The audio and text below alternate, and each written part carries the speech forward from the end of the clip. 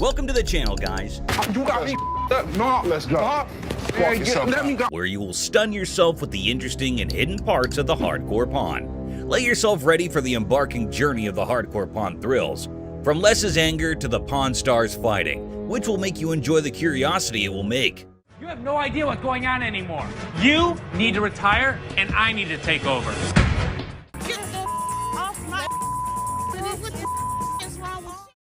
Interesting fight over $100. Well, ladies and gentlemen, gather around for the drama unfolding at the pawn store. We've got a black woman strutting into her own zone, eyeing the pawn treasures.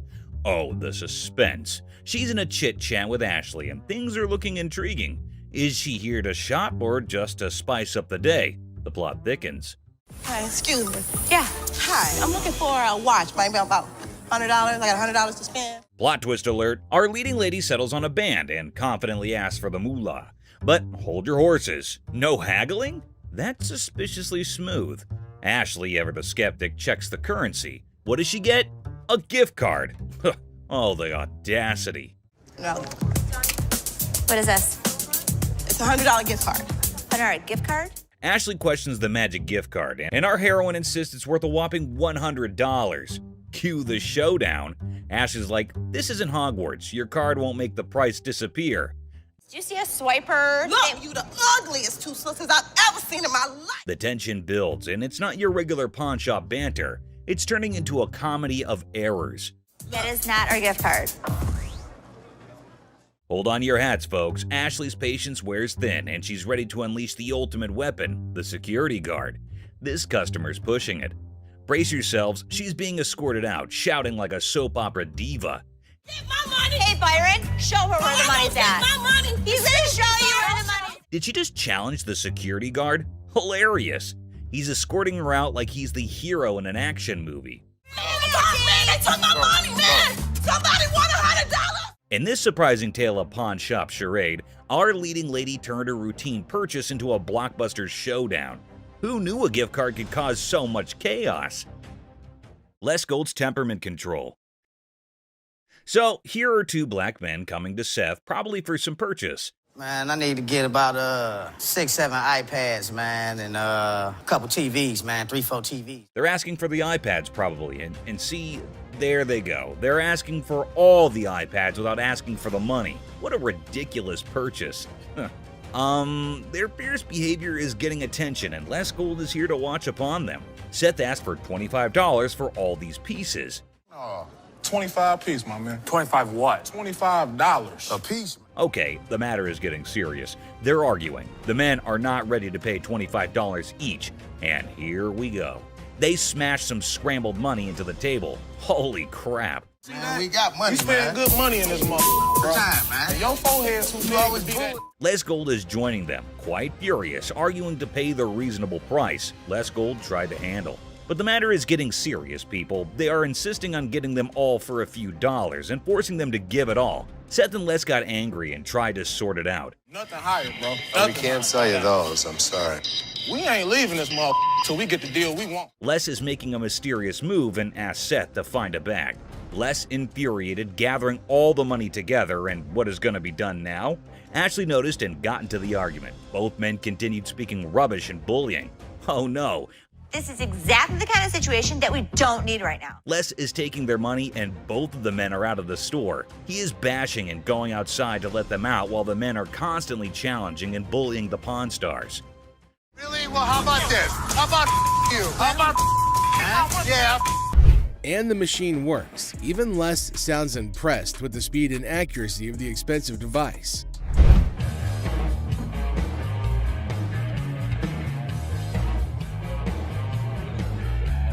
So was I right?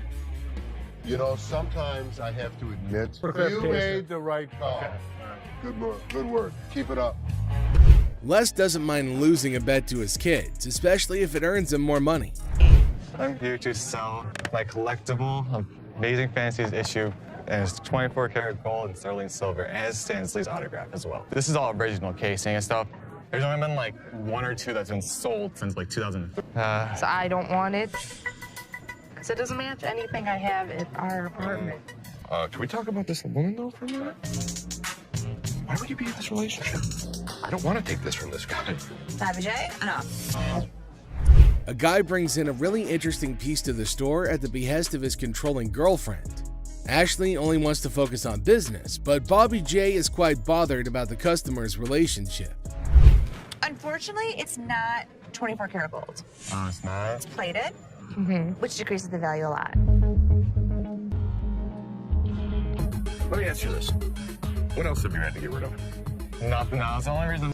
The kid's miserable. He's scared to death to say anything. We should have helped him. You can't have this. You can't do that. Would you ever do that to somebody? Can you just go over there and finish what you were doing before? I can have an opinion about something. You can, and enough's enough. Thank you. The gold gun that Les bought from the expert comes in and saves the pawn shop more money. However, Bobby J's only concerned about saving the customer from his girlfriend. Mike. Scott. Scott. How you doing So today? tell us a little bit about your... 1958 Perilla Greyhound. Most scooters use stamped wheels, where these are spoked wheels, kind of blends between a motorcycle and a scooter. The rarity of the bike, there's only known to be about a dozen in the country. Of this particular brand? This model. So, realistic. Best deal. Tell me what you can do. Give me 1 minute. The customer walks in to sell a vintage motorcycle. The motorcycle is nice enough to catch Les's interest, but the price makes Les second guess. A 58 Perilla motor scooter.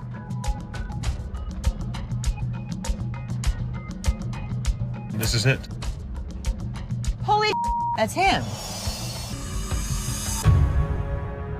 So, let's be honest. How much were you asking for it online? I was started out at 25.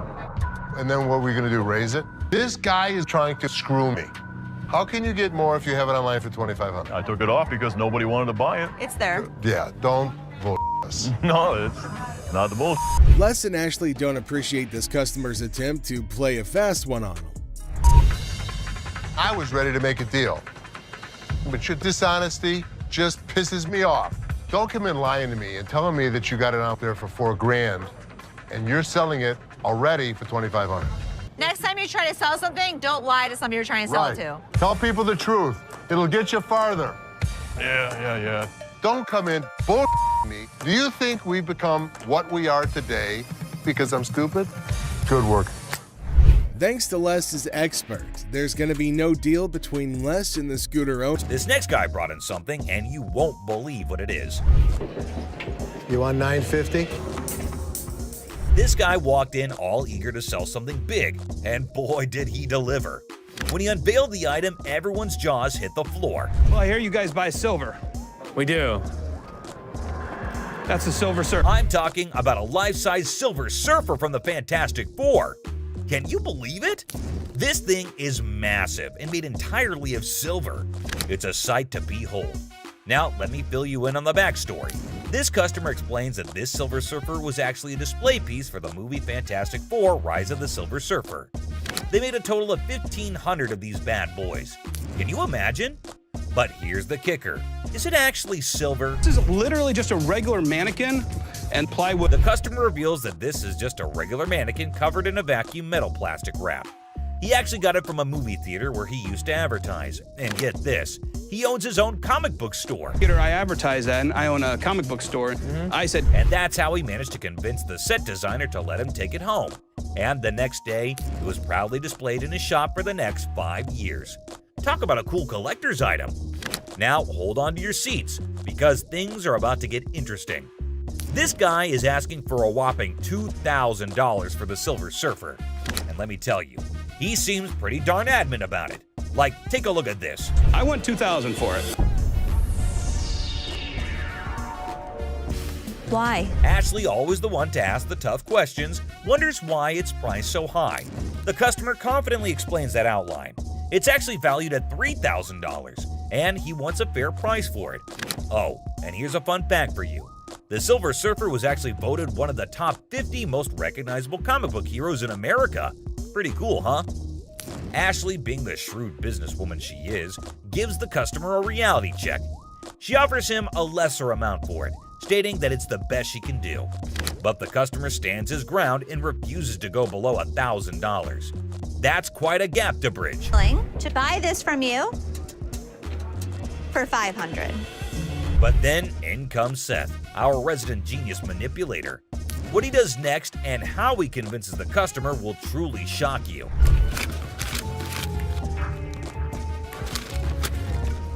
Yes, did you see that? He slyly takes out the money, slaps it on the desk right in front of the customer, and presents him with a take it or leave it offer of $900. The tension is palpable. What do you think this man will do? Take it or leave it. It's clear that he's holding out for a higher price. Hey, sometimes you gotta stick to your guns.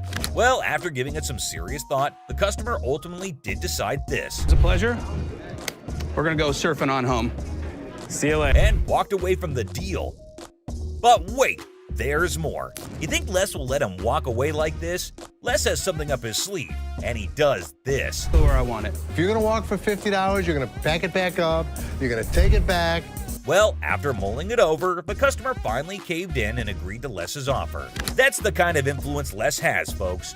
Somehow, people just can't resist his charm. Now, with everyone on the same page, they can all happily move forward. It's smooth. Stolen telly. This lady's ex-boyfriend pawns her TV for some quick cash.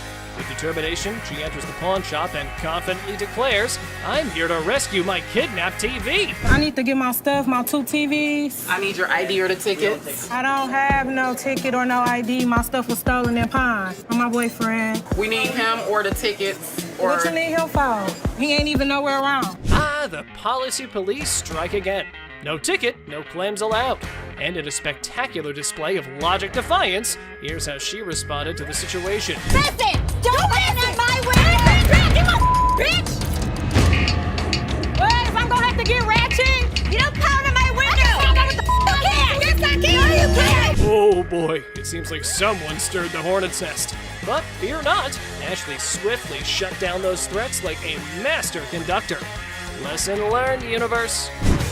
Okay. Oh, please. Bye! See ya! No. You're crazy! Yeah, I am crazy, and I'll show you crazy. No password. Oh boy, trying to pawn that laptop at the store but conveniently forgetting your password? Suspicious much? Brace yourself for some dose of skeptical boss lady. You forgot the password. Yeah. How do you forget the when's the last time you used this? About a month ago. You forgot your password? Yeah. Try again. She didn't know how to get into this computer. She didn't know the password. She didn't know the username. Oh, so you didn't just find this laptop aimlessly wandering around in the wilderness and thought, hey, I should take this. I'm sure the lady was adamant that it's my laptop. How much did you want to get on this today? At least 165. How's 125 for you? No, I'm sorry, I can't do that. I need at least 165. I mean, I can't do 125. All right, I can do 150, and that's what I can do. Okay, can you do 165 or not? Blink of an eye, the laptop lady became wild and crazy. Her responses and shouts made everyone wonder if she was off her rocker. I am a grown-ass woman. You're not acting flat like out. one. Like I said, I am a Like I grown-ass said, you're woman. not acting like I'm not one. gonna sit here and argue with you like I said. I can take don't. my business somewhere else. Goodbye. Watch your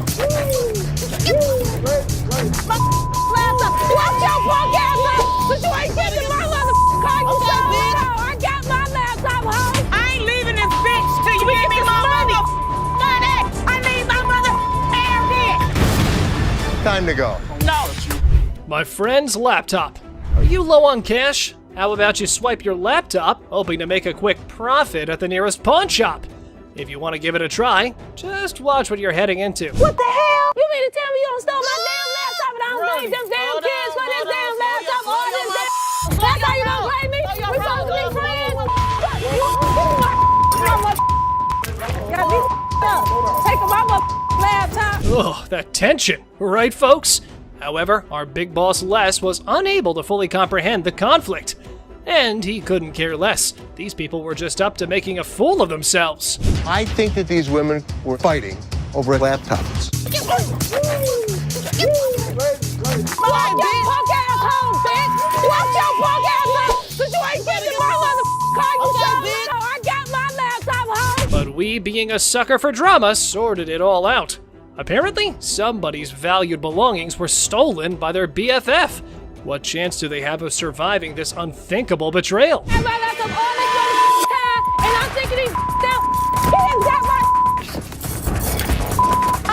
Okay. All right, that's enough. That's enough. All this time, my laptop was missing, but I got my laptop. That's all that matters. All right. Earring error. In the dazzling world of pawn shops, we find a woman aiming to part ways with her prized earrings. But only if things were that simple, then there wouldn't be a whole show made out of it. I'm here to pawn these earrings. Okay. Trying to get $350 for them. Why do you need the money? It's none of your business why I need the money. Pawn my mother jewelry.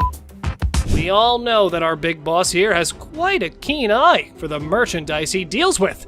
And warning, you better watch out if you try to sell him a knockoff. These are real. They are real earrings. They're just not real diamonds. They are. No, they're not. They are real. How the you gonna tell me just by looking at my that they not real? They're not real. As things were getting hot, the woman kept getting non-negotiable. That definitely makes a reality TV treat. Keep it coming, girls. Ladies that act like ladies are treated like ladies. No, it don't work like I ain't leaving this bitch till you give me my money. I need my mother. Time to go. Stubborn guy. Our Mr. Clumsy here managed to turn his girlfriend's car all wrecked up. Now, he's off to pawn his genius-level ideas to fix the car and his relationship. I need to pay my court fees. I got a DUI, crashed my car. Well, her car. I took her car with a couple friends. You just need to get as much as you can. It's not your damn business. I'm here for you. All full of himself, he went all gangsta mode on Seth, trying to get money for 2 of his rings. Did it work? Nope. However, things were about to get more annoying. What's the highest you'd go? $900. That's ridiculous. Tell him what it is. No, don't tell me what to do. Stop talking. Stand behind me. What's the problem? Tell her to stand behind me. This is men talking right now. Our boy's respect for his girlfriend shines through as the negotiations heat up. Hold on to your seat, because this encounter was a true lesson in having proper manners. Maybe we should just take the money. That. Stop talking. Just Dude, stop seriously, talking. why are you Just such an stop. ass? No, you need. No, I don't need to. You're my store. This It is my property. business. This It's is not my your property. Do I She's her tell own your person. property what to do? Hopefully one day she'll wisen up, move on, and realize that this guy's a complete tool. Mother-daughter feud. Well, ladies and gentlemen, hold on to your liquor bottles for a heartwarming episode of Mother-Daughter Treasure Hunters. They had gathered some priceless junk to fund their world tour. So what you got? I got some really expensive stuff. Show me. Some old liquor bottles. Some old albums. Stamp book. Didn't you think he worth something? No. You got a whole lot of nothing going on over there. But wait. Les examines their items and deadpans. Sorry, ladies, it's all junk, no worth. The things took a swift left from there, guys. Told you it wasn't worth nothing. You need to watch your trap because this worth everything to me. It don't matter. They don't want it. This is not junk, okay? So don't you comment on. I told you. So you better not to come here. You better don't go there. You better don't. You better don't. It's like watching a comedy where emotions run high over little treasures. They both argue fiercely about sentimental items. Talk about teaching your kids some manners. I will kick your ass. I'm your mama. You better don't. How the heck you better don't. No, you get the off my. I thought it was kind of funny watching the mother and daughter argue with each other. Okay. All right, that's enough. That's enough. We all know Pawn Stars and their love for comic collections. Some of their collections made them thousands of dollars of profit. But is this collection a good fit? Or just like the letter, this is also a fake? Okay, there's some pretty cool stuff in here. Lord of the Vampires. Rick is always hesitant to let Chumlee handle business transactions alone because of his track record of messing up deals in the shop.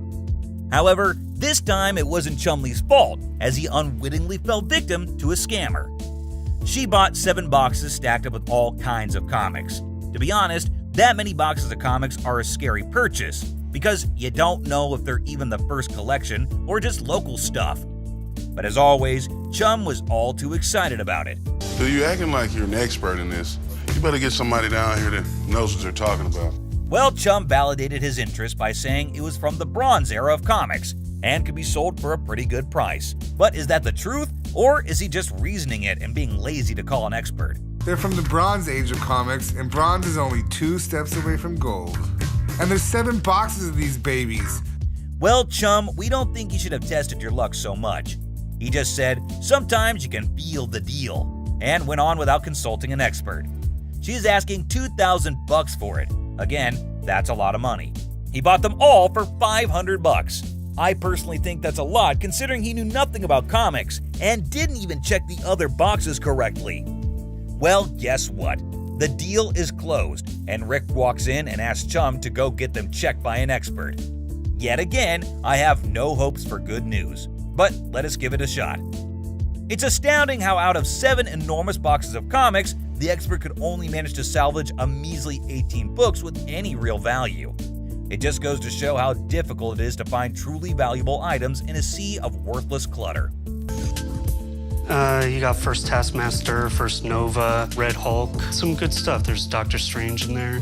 When you see Rick holding his head, it's like a telltale sign that something terrible is about to happen. Maybe it's a deal gone south, or perhaps it's a mistake someone made at the shop. Whatever it is, you know it's not good news. The tension is palpable, and you can almost feel the anxiety radiating from everyone around. But despite all this, you can't help but watch, transfixed by the drama unfolding before your eyes. It's like a car crash. You know you shouldn't look, but you just can't help yourself. Prepare yourself for the shocking revelation of the true value of those 18 books. Despite the initial excitement and hopes for a lucrative outcome, the bitter truth unveils itself. Drumroll, please. The actual price of those supposedly valuable books amounts to a mere $200. You know, there's about $200 retail. Other couple £100 of comic books are worth? About 5 cents a book if you're lucky. Yes, you heard it right. $200 measly dollars. It's a devastating blow. Another loss that leaves the Pawn Stars reeling with disappointment. It's as if the winds of misfortune refuse to relent, leaving them with barely anything left in their hands. But fear not, every setback serves as a lesson learned and fuels their unwavering determination to seek out the next hidden treasure. Despite the hardships, they'll rise again, ready to face the challenges head on, as the pursuit of the extraordinary and the quest for that game-changing deal never ceases. Once again, Chumlee has fallen prey to a sly woman who charmed her way into tricking him. It seems like he never learns his lesson, and Rick is left shaking his head in frustration. Someone in the comments section went all out and said how they thought the comics were not fake, they were just not worth anything. And I personally second that the woman low-key had goodwill and wanted to get rid of the comics. She never said they were masterpieces, so we can't exactly blame anyone here. She might have done it out of pure innocence, or maybe not. But Chum for sure had the ego boost in the form of a sexy lady buying all her stuff and pretending to be a professional at this while his coworker kept asking him to get an expert and get them checked for. We've heard of getting rings to commemorate relationships and friendships. Well, this lady decided she wanted to turn things on their head. I'm looking for possibly some jewelry, a ring preferably. A ring? Engagement? No, I heard that they also symbolize like your commitment to yourself, singledom.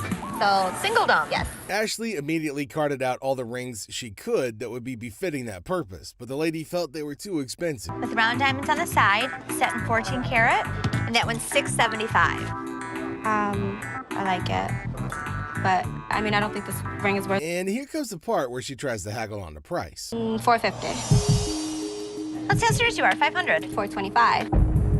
You just said $450. Well, if you're willing to go to $5, that means you're willing to go lower. That's just a really weird way of reasoning, right? Like, if she knew she wanted to cut that much off, she should have just said so from the jump. I didn't ask you what you do in Michigan. I asked you how much you wanted for the ring. I gave you a price. $425 is what I want to pay. It's honestly not that hard to figure out why she's single. It's most definitely her freaking attitude. Unless you have one that I'm unaware of, I want a man now. That's what I want to that's talk the only to. people you deal with? Yeah, it is.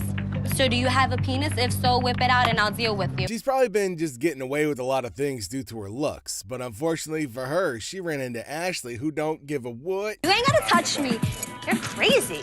Am I? You are. Jealous ass bitch. Wish you looked like me. Shove it, bitch. Where the sun don't shine, where your man don't want to even. This angry lady just came barging in, causing a scene as she screamed at the top of her lungs. $318 for this. Can I get some help? Is there anybody that can help me? What? Can you help me? Getting a defective item is definitely something to get pissed off about, but she didn't really have to go on yelling like that, man. It's not gonna help her solve her problem. You the manager? Do something about it. You're standing here looking at me like you're stupid. First of all, calm yourself down. From complaining about a broken generator to soliciting Joe, kind of makes you wonder exactly what's wrong with this woman. What happened? Oh, this is the nice ass guy that gave me the broke generator. That's what happened. You remember that? Yeah, look at the receipt. There it is. Seth claims he's never even met the lady before, so why is she pointing him out as the one who sold her the generator? All right, come on. No, come on, where we going? I want it. Yeah, give me my receipt. Ass. Come on. Well, since they weren't getting anywhere with this psycho, they decided to make her leave the store instead. When customers come in ranting and raving, we have to get them out of the store as quickly as possible. Yeah, I know. This customer got himself into a very horrible mess when he brought in a ring for appraisal. Look. Go. This woman is the perfect example of noble intentions but really terrible execution. Trying to get my son into a technical high school. Ooh. I know it's ugly, but it's No, I didn't say it was ugly. Ashley asked for the price she was hoping to sell the item for. Like $175. I can do 75 for you if that will help you. Being a frequent customer, the woman's entitled to a few privileges that could help bump the numbers up. I can get it for you for the same amount that you've had it in for. What was that? You had it in for 100. But I need 150. I know, but I can't give you 150. Now, it's admirable if she's been patronizing their business for that long, but that doesn't mean she's entitled to get her way. Give everybody what they want. Well, if you had something, a patron that's been patronizing since '97. Are you done? No, I'm not done. Okay. Do you want the 100? After a really long minute of getting insults hurled at her person, Ashley knew she'd had enough of that crap. Are you a lady or are you a child? I don't give a what I am. What the hell are you with your wrinkled-eyed ass?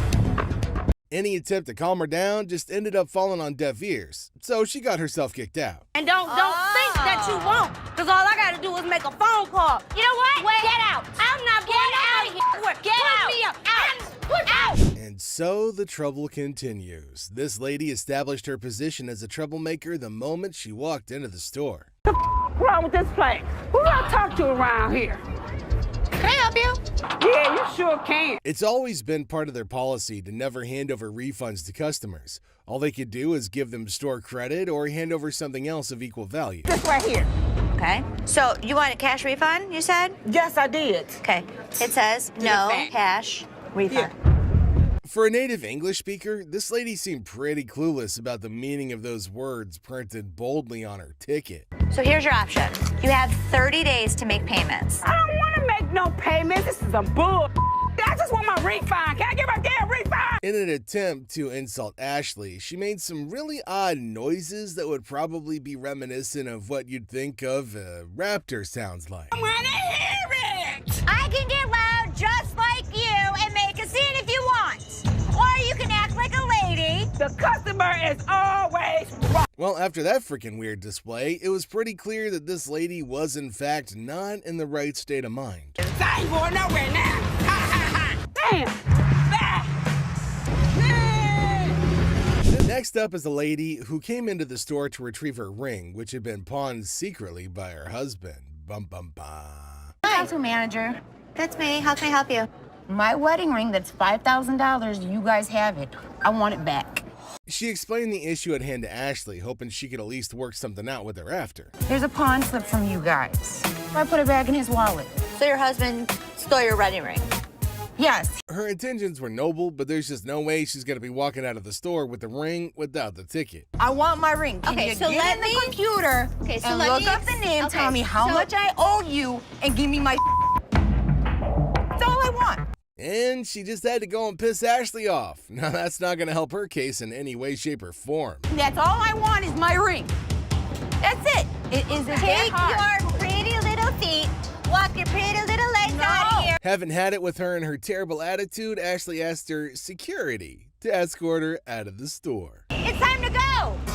I'm yours. I want to see you walk outside. Come on. Check it out. Original Napoleon document with certificate of authenticity. But Rick is a man of values and wanted to know for sure that the sealed and signed letter is 100% legit, because 12 grand for that is a crazy amount if it isn't real. I'm not going to sell something like this to someone for 12 grand and not know for sure it's real. At first, Corey appears to be quite hesitant about seeking out an expert, or let's call it what it is, downright lazy. Have you had it checked out by anybody? No, it looked right to me. He's dragging his feet, procrastinating, and coming up with every excuse in the book to avoid taking action. It's almost as if he's afraid of putting in the effort and hard work required to improve his situation. I mean, it's got a COA, guys. Is it that big of a deal? But the truth is, sometimes we all need a little push to get us moving in the right direction. What did the expert think about? This is not one of those original manuscript copies. No. So what we've got here is very clearly a replica of a very important document. What's your verdict? Is it an invaluable treasure for a mere trinket worth far less than the hefty sum of $2,000 shelled out? Ouch. This is why an expert is better to be consulted before any purchase is made at a pawn shop. Well, there goes $2,000 down the drain. What is the actual worth of it, you ask? Definitely not the amount that was paid. 2 zeros less. It is worth $20 max. Rick is not mad at him. Instead, he is happy that Corey faced a loss and would learn something from it. Sometimes Corey's ego gets the best of him, but it's a lesson he's going to have to learn. It's gonna rest in the bin, sweet and nice. Well, the comment section is gold in such videos, and we all love scrolling through them and getting opinions of others. There were so many comments saying that Corey scammed the guy, thinking he'd be getting $12,000 for it. But instead, he himself got scammed and lost $2,000. Now, we don't know who to believe, but a loss is a loss, and you can't argue about whether it's huge or less. But it's not just Corey. Chumlee had made an equal amount of losses. A fake bill. I have some political memorabilia, the Secret Service ID for J. Howard McGrath, Attorney General of the United States. This individual entered the pawn shop with a $10 bill that had several signatures on it, a White House pass, and several Secret Service IDs. He estimated 1,000 figures for each of these items, but before beginning to negotiate, Rick needed to learn more about them. He was the chairman of the Democratic National Committee when Truman ran for president. Rick was prepared to strike a deal after briefly discussing J. Howard McGrath, the Attorney General of the United States, and how influential he was in Washington politics. But there was a small issue. You got some neat stuff here, and these 3 things right here, I really want to get checked out. Rick checked everything and concluded that not just the dollar that the man had brought in was counterfeit. Rick had to see the expert to find out if he could purchase the other items, since he had a hunch that doing so might be illegal. You don't want. A counterfeit bill is not legal to own. The expert said that the White House pass and the Secret Service ID were authentic and acceptable to purchase, but the fake banknote was a different thing. Thanks for coming in, Mark. Not a problem. You're the best. Appreciate it. Alrighty. Now that the expert had left, Rick was prepared to strike a deal. Aside from the fake bill, he asked the vendor what else he wanted. Yeah, I'll give you $500. Got a deal. All right, you want to write them up? Yeah, sure. The vendor left the store with the cash and the unauthorized bill after the trade was completed for $500. Hopefully he gave the Secret Service the counterfeit bill. Harley Davidson. You got any paperwork I can see on it, or? Yeah, I got the title, but can we negotiate first or something? I mean... Now, Corey's a seasoned pawnbroker, and his spidey senses tingled the moment the seller mentioned paperwork later. It wasn't the gleaming Harley Davidson that raised an eyebrow. It was the seller's insistence on negotiation first, documents on hold. See, Corey's dealt with his fair share of shady characters, and a bike like this beauty attracts all sorts. So with a polite but firm smile, Corey politely pushed back. Paperwork, he said, before we talk about the price. Standard procedure. You got any paperwork I can see on it, or? Yeah, I got the title, but can we negotiate first? The seller's eyes flickered ever so slightly, and that was all Corey needed. Something wasn't kosher here. Now, Corey isn't just sharp, he's thorough. Those papers, discrepancies galore. Dates that didn't line up, VIN numbers singing a different tune. So Corey did what any responsible pawnbroker would do. He plugged those details into the good old computer system. What he found sent chills down his spine. Corey knew right then this wasn't just a sale. It was a potential police sting waiting to happen. Sure, the Harley was a head-turner, a chrome-plated masterpiece that could make angels weep. But for Corey, business wasn't about shiny toys. It was about integrity, about doing the right thing. And the right thing in this case meant making sure this beauty wasn't a stolen dream, someone else's heartache wrapped in leather and chrome. So, with a heavy heart and a clear conscience, Corey had to do what he had to do. Walk away from the deal, even if it meant letting that Harley roar out of his life and into the unknown. iPhone. I just got this phone that I bought here like 2-3 days ago, and this don't work. The bell above the pawn shop door jangled, and in walked a man clutching a sleek black phone. He announced, smooth as silk, that this beauty was a recent purchase, now sadly broken. The camera don't work. It keeps freezing and like that. He claims that it's just too irritating to use because the phone freezes frequently and the camera doesn't function. download a camera function? No, it clearly got a camera. Why would I have to download it? When it was questioned if he had downloaded the camera feature, he became very irate. If he's telling the truth, then why does this inspection set him off? And why was he even being questioned about getting the download? That isn't how it operates in any case. You got your receipt? No, I ain't got it with me. I ain't bring it. First of all, we don't sell. We can decide right now whether the client is attempting to misdirect. Rich, the seasoned pawnbroker behind the counter, felt it too. That intuition, honed by years of dealing with all sorts, that sixth sense for trouble, it was screaming at him. This wasn't just a customer with a broken phone. It was a game, a play in progress. As soon as you give me that receipt, I can see what I can do for you. I don't have my receipt. I just clearly told you that, man. Clearly, you told me that. So Clearly, I we need tell to you fix this that or... without the receipt, there's nothing I can do for you. Rich yells, "Are you messing with me, man? You came for a new phone, but you don't have a receipt?" However, the man persists in insisting that all he's asking for is another phone.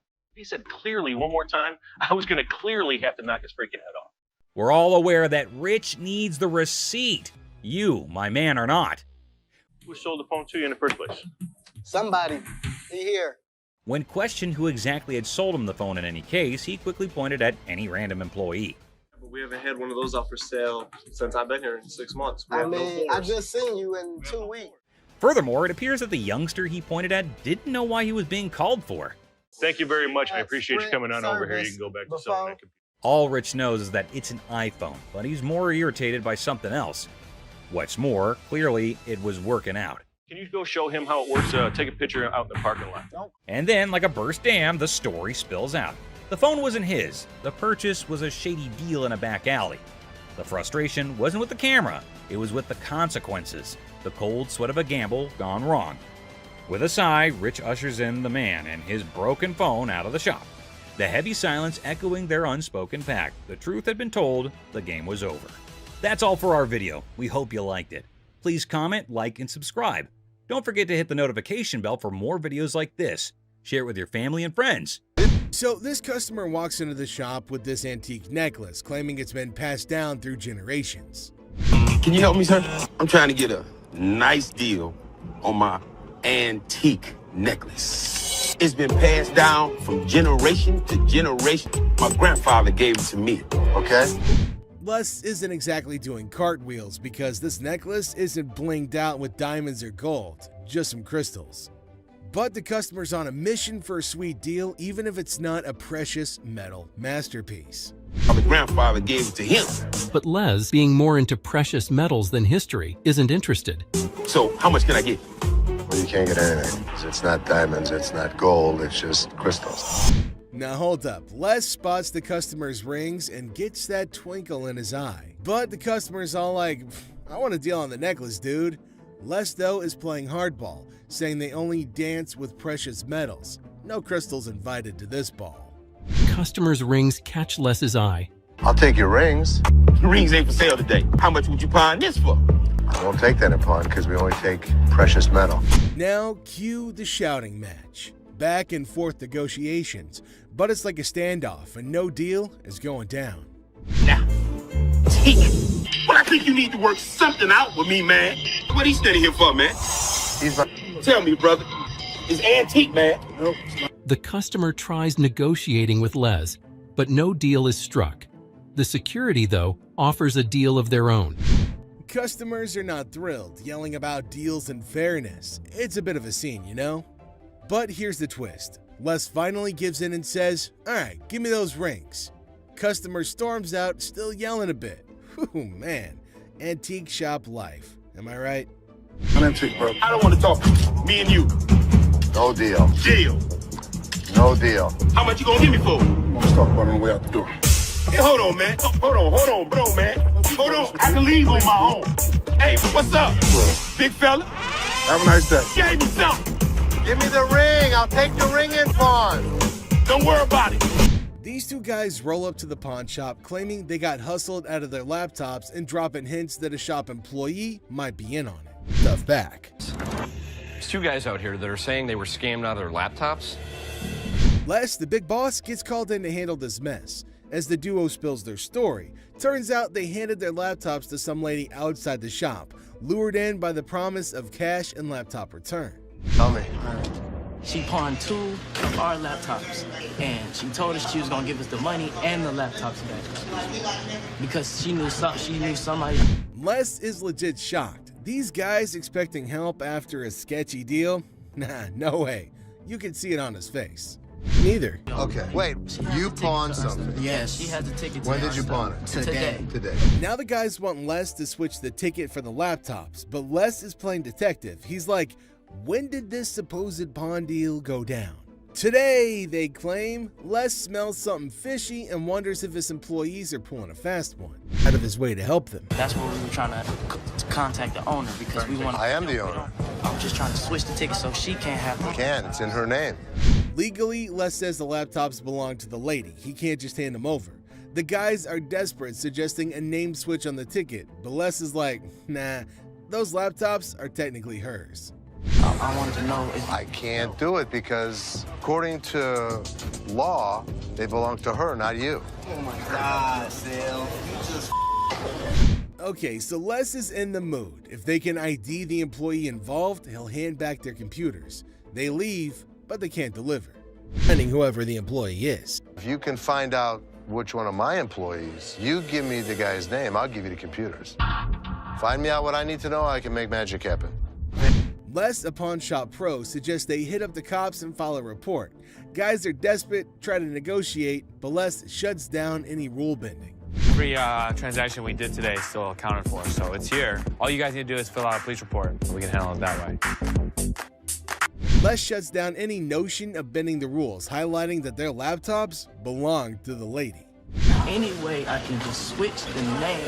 No, because they're in her name. They technically belong to her. And they don't belong to her. Les makes it clear they're not getting their stuff back without paying for it. If any of that. Inside job, and once we figured out, we came back and trying to tell you. No, that's not the way it went. That's not the way it went. The way it went was, you pawn your laptops to this pawn shop. Les drops the truth bomb. No laptops without paying. It's a lesson on greed. Here's the way it works. Nobody gets out of pawn without paying for it, and nothing goes out the back door. The boy still thought, hold up. So this dude walks into the shop all chill, just looking for some help with the table. But out of nowhere, he switches to R-rated mode, throwing around some colorful language. Let me lay on this mother. This is a sex table? Damn, I'll get some on this mother boy. Come on, Ashley, man. Les isn't having any of it. Bitch, that's what I've been screaming for. Come here.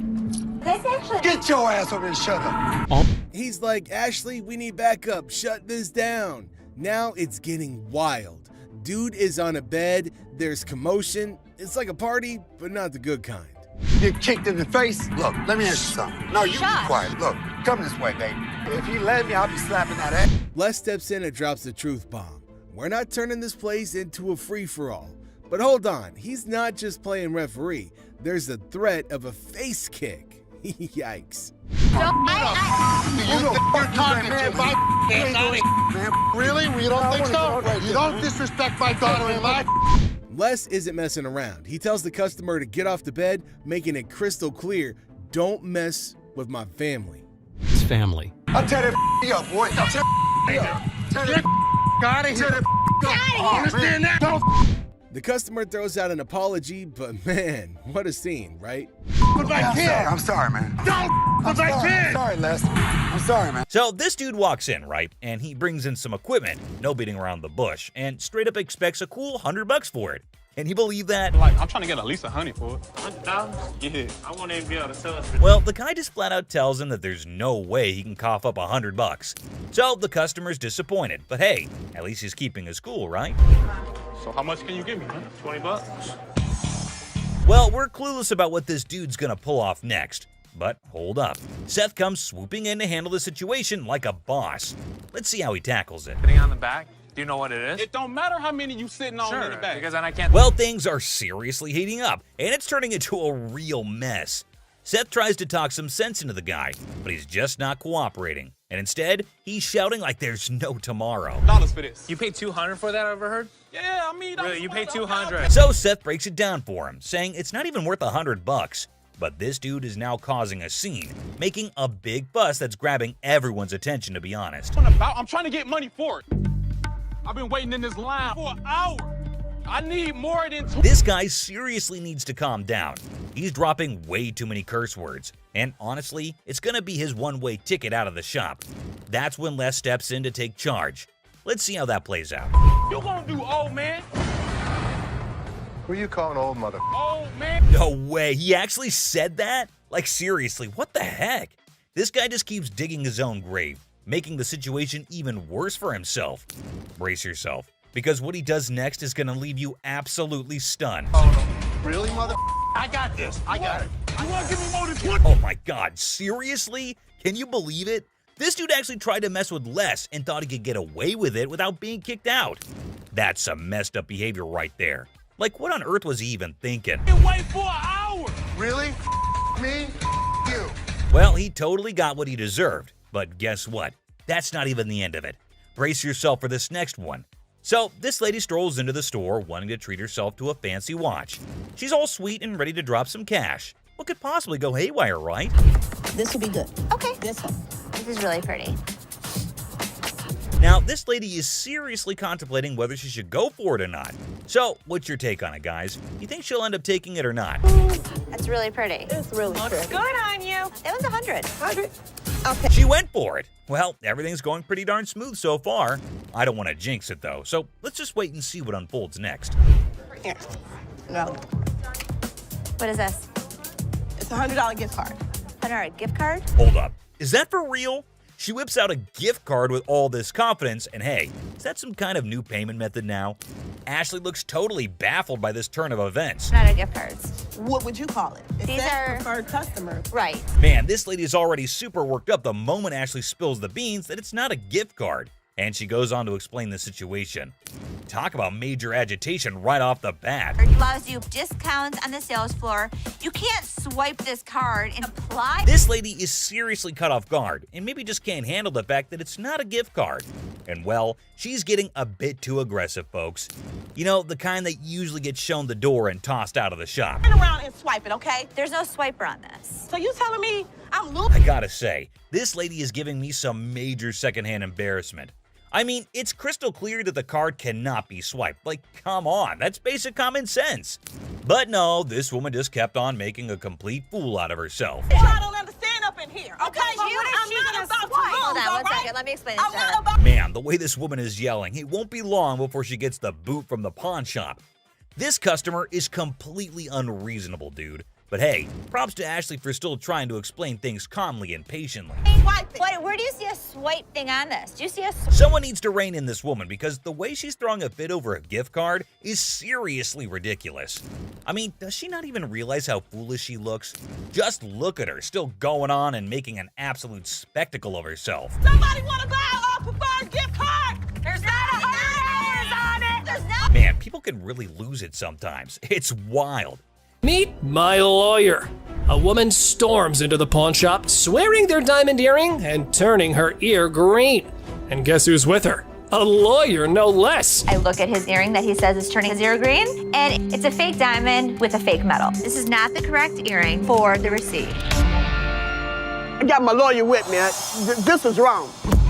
Oh dear, Miss Drama, it's not that simple. Your slip doesn't quite match the description, so getting that refund might be trickier than you thought. Would you like to meet my attorney? I want my money. My attorney will escort you out. You better not put his hand on me. Then you better turn around with your two legs and walk out yourself. I'm not walking nowhere. Want to bet? Well, lady, it was time for you and your mannequin of a lawyer to walk out the store, while keeping your respect where it belongs. You don't just tell me what to do. Get out. Yeah, you know, took my money, just sold me a bold earring, got my ear turning colors. I don't care if he had 10 lawyers in here because we didn't make his ear green. It's just a scam. Give me a time for. Oh, man! Man, why you break that, man? I didn't. I dropped it on accident, man. I didn't break it. I thought it was you, man. Oh, that's good. Now you shouldn't have that. Where's Nikki? The lady has arrived at the pawn shop saying one of the workers valued her earrings, and now she's just demanding the estimated price.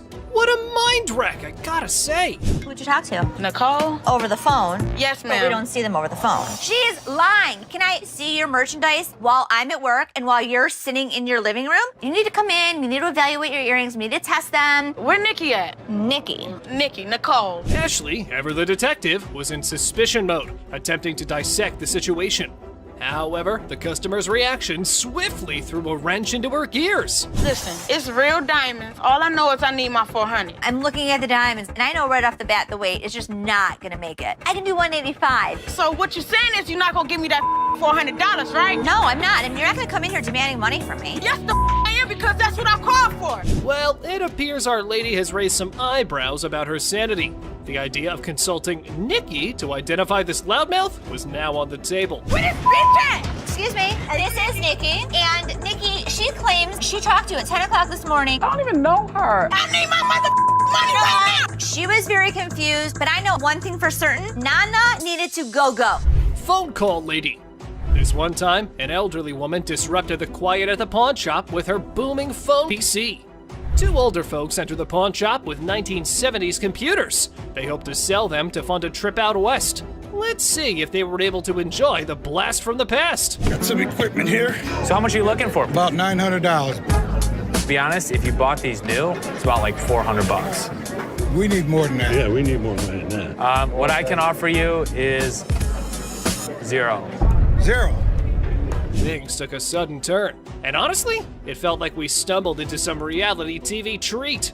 Buckle up, because this pawn shop just got a lot more interesting. You mean $0? Most people don't get that aggravated when they bring in like ancient artifacts. Yeah, people collect these. Oh, they're antiques now. We'll take 800. $0. How many times do I need to tell you? We're not interested in it. Leave the store. I'm not taking it. Store. Well, fellas, y'all better just use it to scroll some pictures of the out west, because I probably think that trip's now canceled. You and you too. Oh man! I thought it was you, man. Didn't have that. Put it in the dumpster if you want. She slap. Our big boy seeks an appraisal for a ring, and guess who he stumbles upon? None other than Ashley, the queen of quotes in this pawn shop. I do what I want to do. Bye. Big ass off me. Have a good day. I'm Crystal. Crystal, very nice to meet you. Crystal, I'm This is Ashley. How you doing, Ashley? Hi, how are So, you? what you got? I have these Vega stones that I found out of my grandmother's house. She just passed not too long ago. Oh, really? Right. Sorry. I'm just trying to get enough money for her funeral to do what I have to do. Let me have, you know what? My gem expert is coming in this afternoon to look at a few pieces. You know what? If you want to leave these with us, I'll have him take a look. What the hell is my dad doing? He's getting this lady's hopes up for nothing. I'm going to show it to Bob. He'll make the final call. It's a waste of You'll time, see. Dad. You'll see. Les believes that the stones might be profitable. However, Ashley thinks it's a waste of time and that it gives the seller false hope. Who do you think is right? Earlier in the day, a woman brings in a bag of gems. And to us, they look just like crystals. But I have a gem expert, Bob. I'm going to have Bob check them out. So this woman with these stones is coming back. Okay. Do me a favor.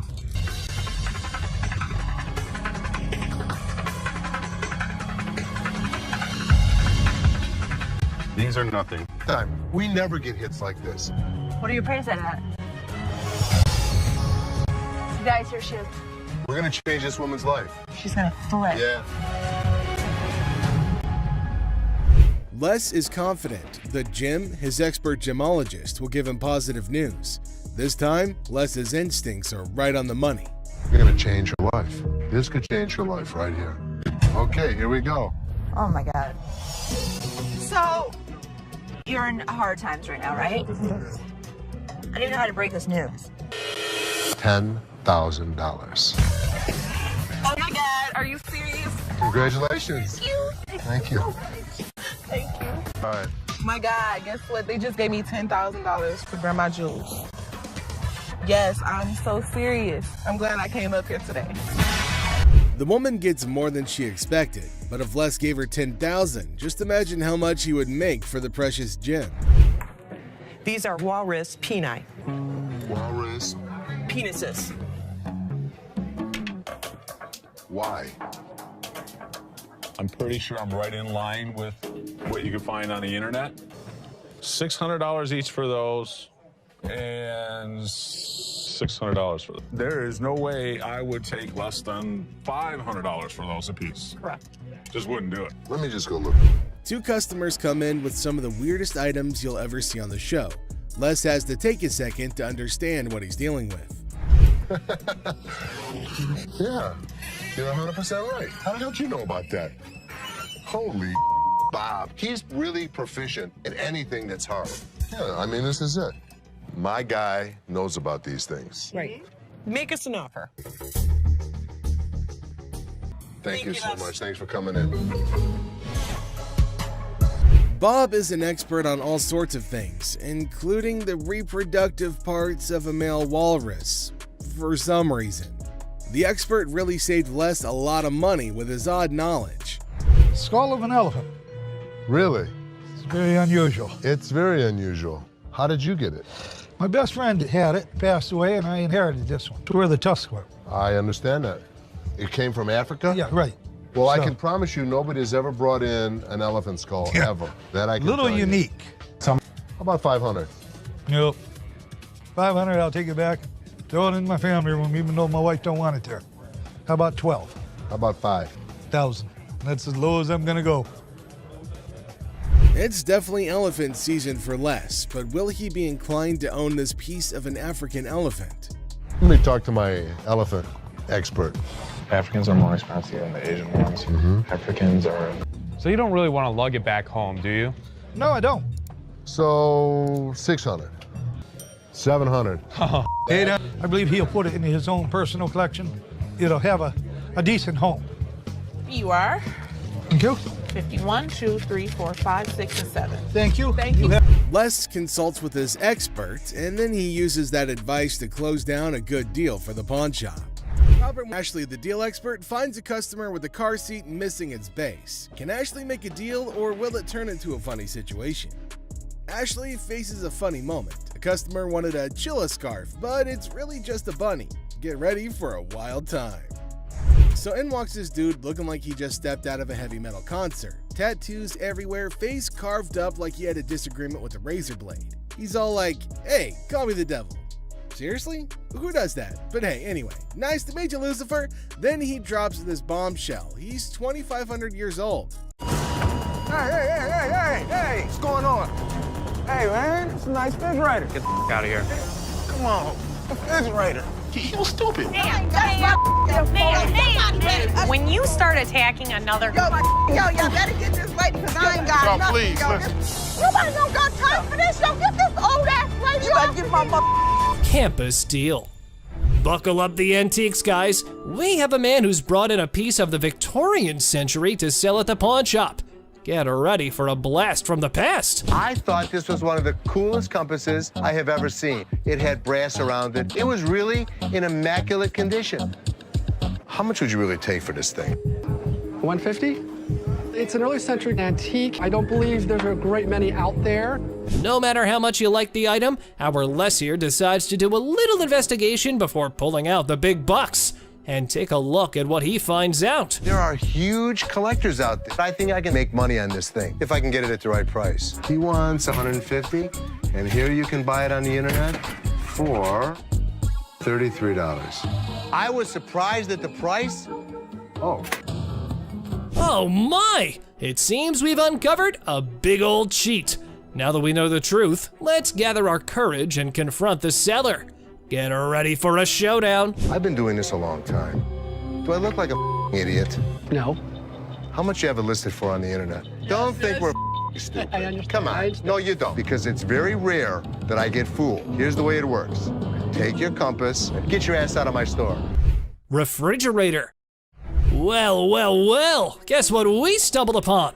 A person. Yeah, a real-life human being lurking inside a refrigerator. Now that's one way to stay cool in a store. What the are you doing? I was checking out this refrigerator. I've heard of this situation happening before. People hiding in trunks, in suitcases, in cabinets. They wait until the store closes and then they rob the place. Our fella takes refrigerator admiration to the next level by boldly sitting inside. Talk about being a big Ice Age fan, huh? Just cut to the chase, man. You gonna buy it?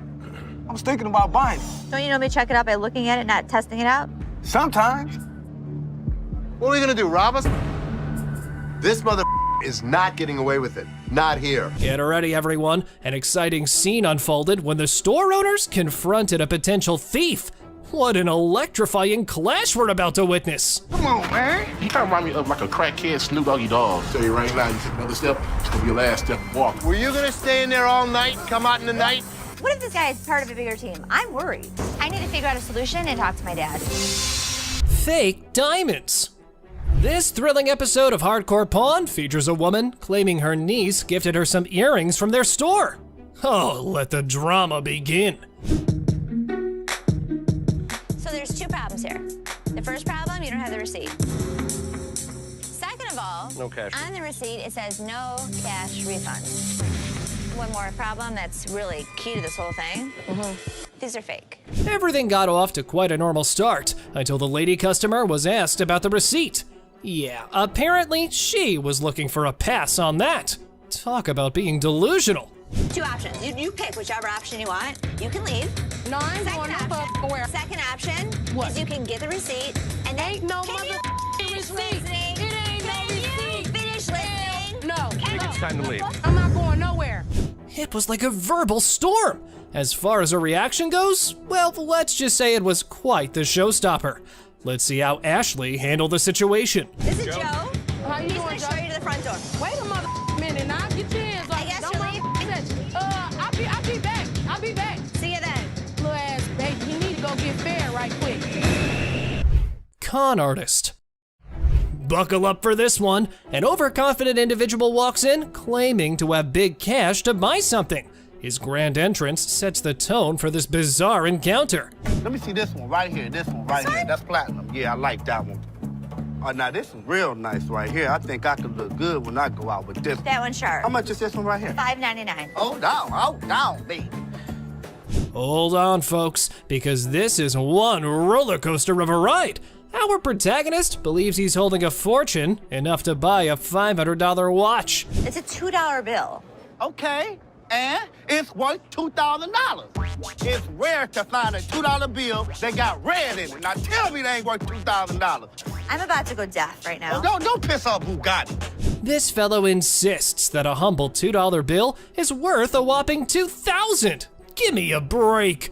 This dude better be on drugs for this to make sense. You wanna ball my $2 bill up? You know what? Take this. I'm gonna tell you something. Okay. You owe bologna sandwich. Y'all ain't got no money. You know what I'm saying? Have a good day. Please have a Big Mouth is hungry. You're hilarious. Real funny, man. Y'all be killing me. I pine you. Gift card. In a sadistic twist, a customer enters waving $100? invisible phone. In a daring attempt to find the perfect gift for her son, a woman decides to venture into the pawn shop. But little did she know what awaited her there. I was kind of looking at some of these watches. Okay. Where the hell is my phone? Something wrong? Yeah, my phone. I just let my. Did you take my phone? Take your phone. There was never a phone on the showcase. Well, folks, it appears our big mama's stealth skills might need a tune-up. However, did you see her put a phone there? Not me. I ain't crazy. Damn it! I just laid my phone there. Don't touch me, yo. You better get off because I Jack, you Don't touch me. Calm down. There was no phone on the I laid my phone there. Can someone just ask this woman to keep it down a bit? It looked like she was indeed trying to pull a scam. However, this is how she decides to take cover. When you start attacking another customer in the store, you have got to get out. Yo, better get this lady because I ain't got Yo, nothing. please, Yo, listen. Nobody don't got time for this. Yo, get this old ass lady. You better get my mother. Looking for a boyfriend. A girl visits the pawn shop on the hunt for her beloved boyfriend. Can you guess where she might find him? Oh, you got it. It's none other than the store itself. Talk about a stroke of genius. I'm sorry, but who are you? Just get him for me. And so what's this regarding? He's my boyfriend and he's not paying child support. You're his That's who I am. girlfriend? Yes, I need him. So don't you have a cell phone number? Could you just get Chad, please? I do have a Chad that works here, but I don't have time for this today. Our girl meets Seth, who's in a funny mood today. Get ready for a humorous encounter that'll surely make you laugh. It's time for some entertainment. Come on, grab Chad for me. His lovely girlfriend's here. Like, I got all day to just be wasting my time. This young lady would like to see you. That's not him. Y'all playing games with me now? That's Chad. No, that's not. Then I don't know. I know who I sleep with. What? This lady is out of her mind. Well, apparently, lady, they've got the wrong Chad, so you better take your business elsewhere. Or you've just started looking like a scammer. It's going nowhere fast. Oh, you're talking about Chad, the tall guy with the waves. Yeah, Chad. He just went outside. He's right out there. Y'all want to sit here and play with me? If this was Chad's girlfriend, I have one piece of advice, Chad. Run away. Where the he at? Watch that. Tressa, the ex-employee, decides to stroll back into the pawn shop with a Rolex watch in tow. Guess what?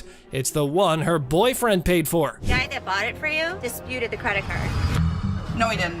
Here, I can put him on the phone for you. Hold on, Tressa. He did dispute it. He's never been paid for the watch. I can give you a loan today for $1,000, but Things heat up quickly between the ladies as Tressa and the shop owner engage in a fiery exchange.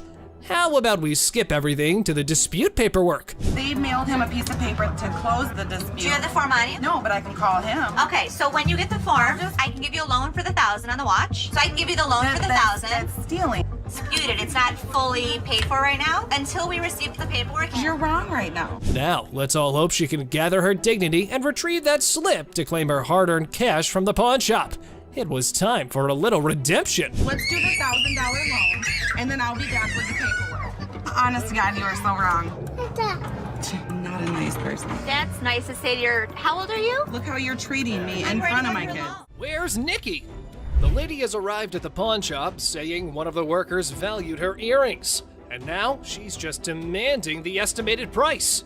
What a mind wreck, I gotta say. Who'd you talk to? Nicole? Over the phone. Yes, But we ma'am. don't see them over the phone. She's lying. Can I see your merchandise while I'm at work and while you're sitting in your living room? You need to come in, you need to evaluate your earrings, you need to test them. Where Nikki at? Nikki. Nicole. Ashley, ever the detective, was in suspicion mode, attempting to dissect the situation.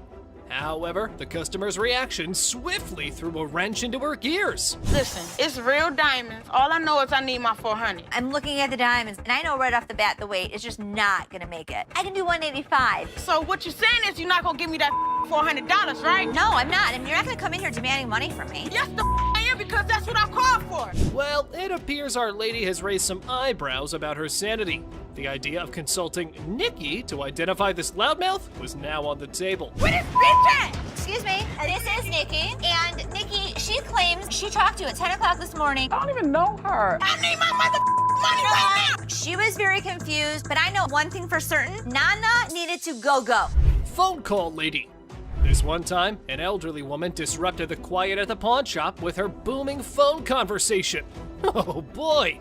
To Ashley, her voice was nothing more than a symphony of annoyance. You ain't supposed to be talking to me like that either. Who the hell you think you talking to? No, I'm talking to you. Ma'am? You know what? You know Ma'am? what? Ma'am? You know what? Excuse me, I'm on the phone. I know, but You know- you're No, I'm not. I mean, excuse me. hold on. Miss, I'm on the phone, okay? Okay, Can you respect my privacy a little bit and step back if you're a little too close? What's the matter with you, lady? You're in a public place. This ain't your backyard. You better keep your volume down or take your business elsewhere. Duh. Miss, get somebody to help me, please. What do you need help with? I need some help with my rings right you here. take off your I ring? haven't- Man, wait, you just walking up on me like, can you see my rings? I don't even know who you is. You want me to help you? Don't walk I up on me. can help you now. Do not walk up on me. Or else what? Okay, keep walking to find out. This lady was probably angry with someone else and had decided to make this pawn shop a stage for her little vent session.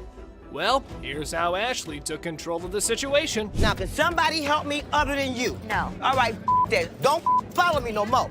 I won't come back in this bitch. All the motherfucking times I've been coming in here giving y'all my motherfucking and this is how I'm getting treated. Y'all. I told you I don't know who the hell this lady was mad at. You. 70s PC.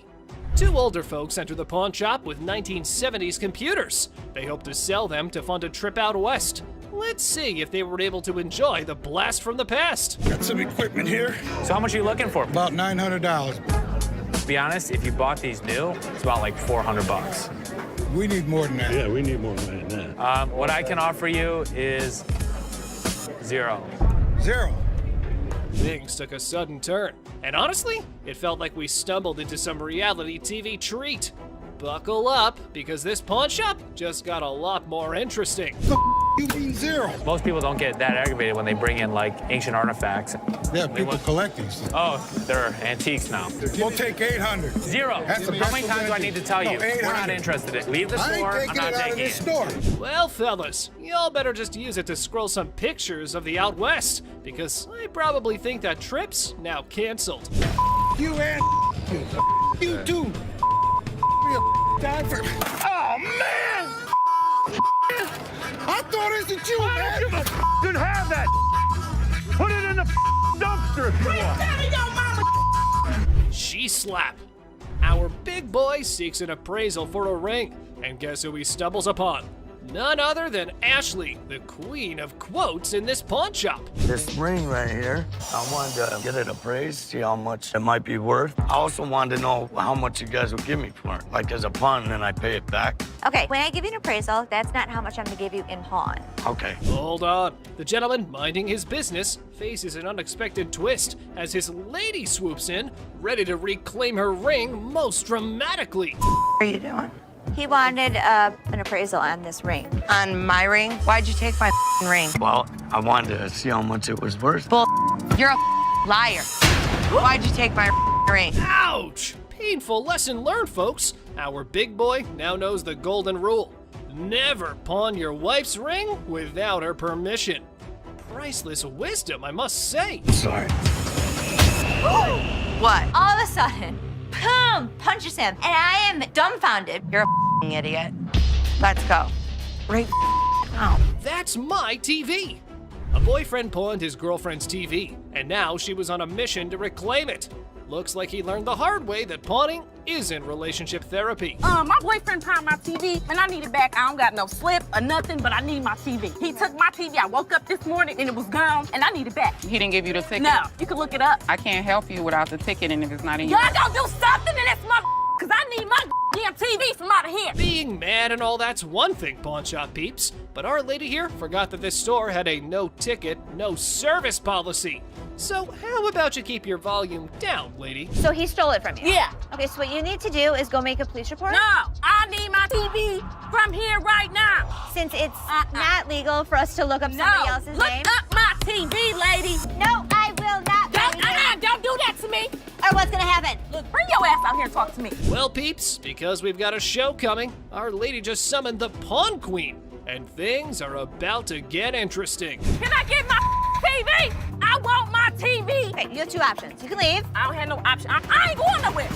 Bye. Get your big ass off of me. I do what I want to do. Bye. Get your big ass off me. Have a good day. Pacifier Pawn. Seth, our pawn shop hero, encounters quite the character of a customer eager to part with both a TV and a ring. But wait, what's in her mouth? I'm Seth. Oh, you cute. Yeah. So how can I help you? I'm just bringing, my TV and my ring. Trying to at least walk out with 800. Let me see your ring. That's right, lady. Our Seth here wasn't going to crack open with that pacifier or your flirting skills. How about we cut to the chase and look at the valuables? Her ring was pretty nice. It has diamonds. It's 10 karat gold. Her TV was relatively nice. And you still answer my question. I said what you wanted. I know, I said I'm good. So, you need a loan or you want to sell it? Loan. Loan? About $300. You want to taste my ring? No. Or lick it? What did she just say? Well, even if the sun rises from the west, I ain't putting that in my mouth. How about we look for someone who might? Would you suck on that pacifier for $20? You can lick it. I know you want to. Yeah, you. Ready?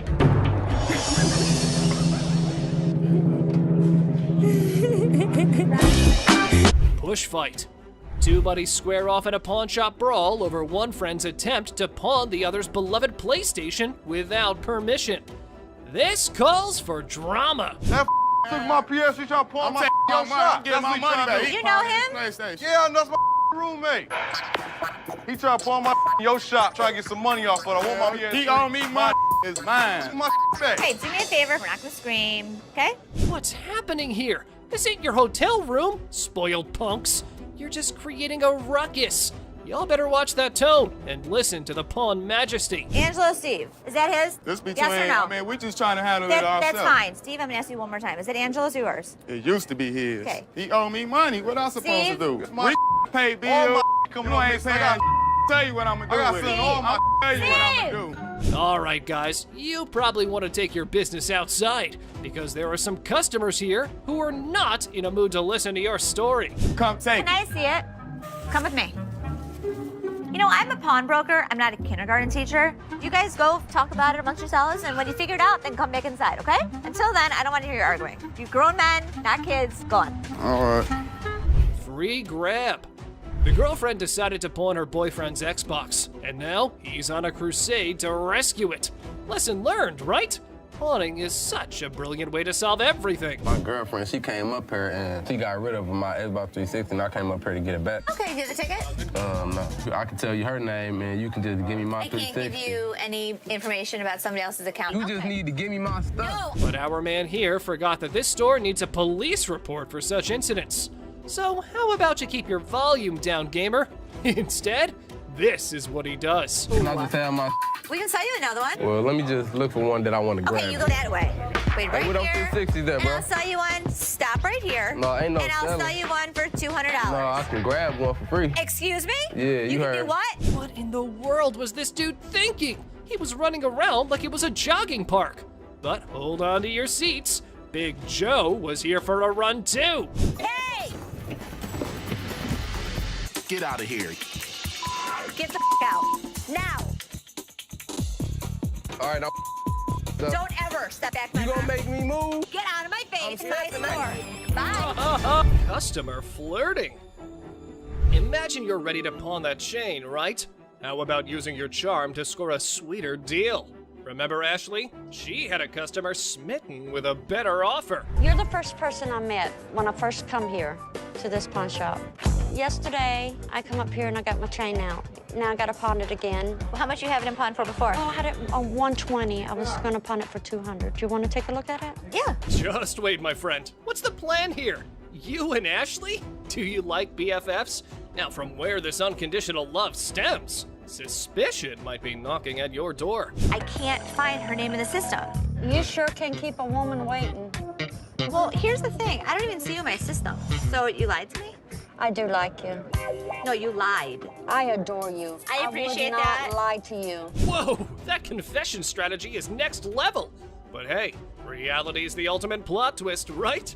Plans in our heads versus the real-time remix don't always sync up. How much did you get on this? I get last time 120. Okay. I'll give you 130. Okay. All right, step on over. I think I've got a customer for life. It's good to see you. Nice to see you. 700 cockroaches. No shiny metal, no problem. Time for a quirky twist. Snag those cockroaches and hit the pawn spot down the alley. Who knew creepy crawlies could be the new currency? Hold the phone, folks. His eerie charm's catching on. They are Madagascar hissing cockroaches. Oh! Ew! Ew! Ew! Ew! Ew! Did you want to see one? No! Close it! Yeah, those gross goodies. He's got his sneaky secrets for that oddball offering. I was using them to feed my Savannah monitors. That is disgusting. How many do you have? If you pick one of these up, they're actually heavy because there's so many of them in there. I really do believe you. Seriously, bro, we're talking a buck a pop. Those things are tough to sell, even as giveaways. It's like offering a lifetime supply of, well, nope. You better take them back home. I wish I had somebody that needed them. Thank you very much. I'm sorry. I bought living creatures in the past. Cockroaches isn't in our repertoire, but the best thing about it, the look on Ashley's face, priceless. That was gross. Chicken Man. Alrighty, folks, we've got the Rocket Man on our radar. But hold on to your feathers, because here comes the Chicken Man on a mystery hunt while eating chicken in the pawn shop. That's ironic. You hungry? No, I'm not.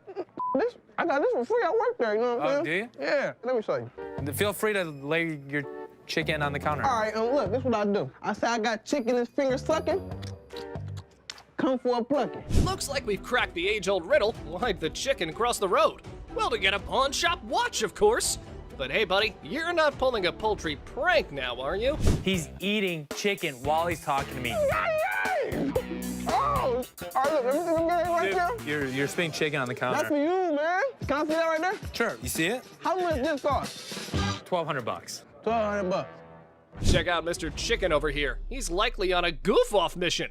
However, Seth seems to be pretty annoyed. Oh, here's how he neutralized the chicken threat. Are you seriously gonna buy something, or are you just... You ain't even let me see. Dude, now you're bothering me. In a second, Byron's about to choke a chicken.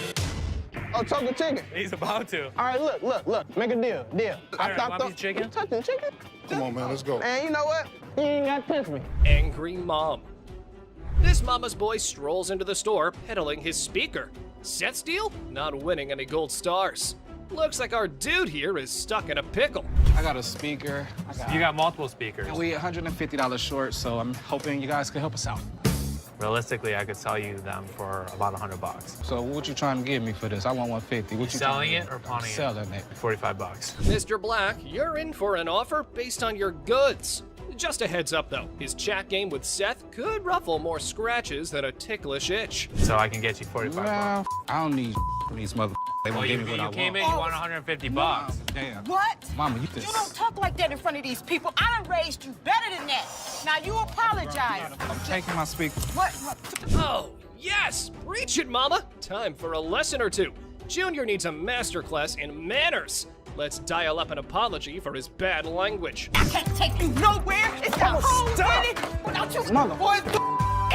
What do I pay you guys for? I'm hiring her. I can't take you nowhere. I hope this kid learned his lesson. Right. Don't Get hit me in in the the car. car. Get in the car. Okay. Minute paint. Take a breath, people. We've got an artist in the house waving the pro flag and live painting. He's gonna whip up a masterpiece before the big boss, Les. Tell me about your clothes. Well, this is all happenstance from what I do. I'm an artist. I do these paintings, and I do them live. What does that mean? He paints a 4-foot by 5-foot painting in basically 4.5 to 10 minutes. Whoa, talk about a high-stakes showdown. This show's seen more tricks than a magician's hat. No crystal ball here. Let's buckle up and watch the masterpiece unfold. Go!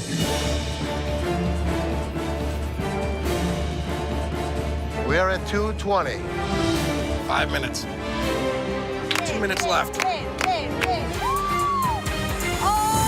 Oh my god, that skill's on fire! Our paintbrush skills are lost at best. But looky here, Mr. Pro's got his bag of tricks. Here's what Les has to offer. $100.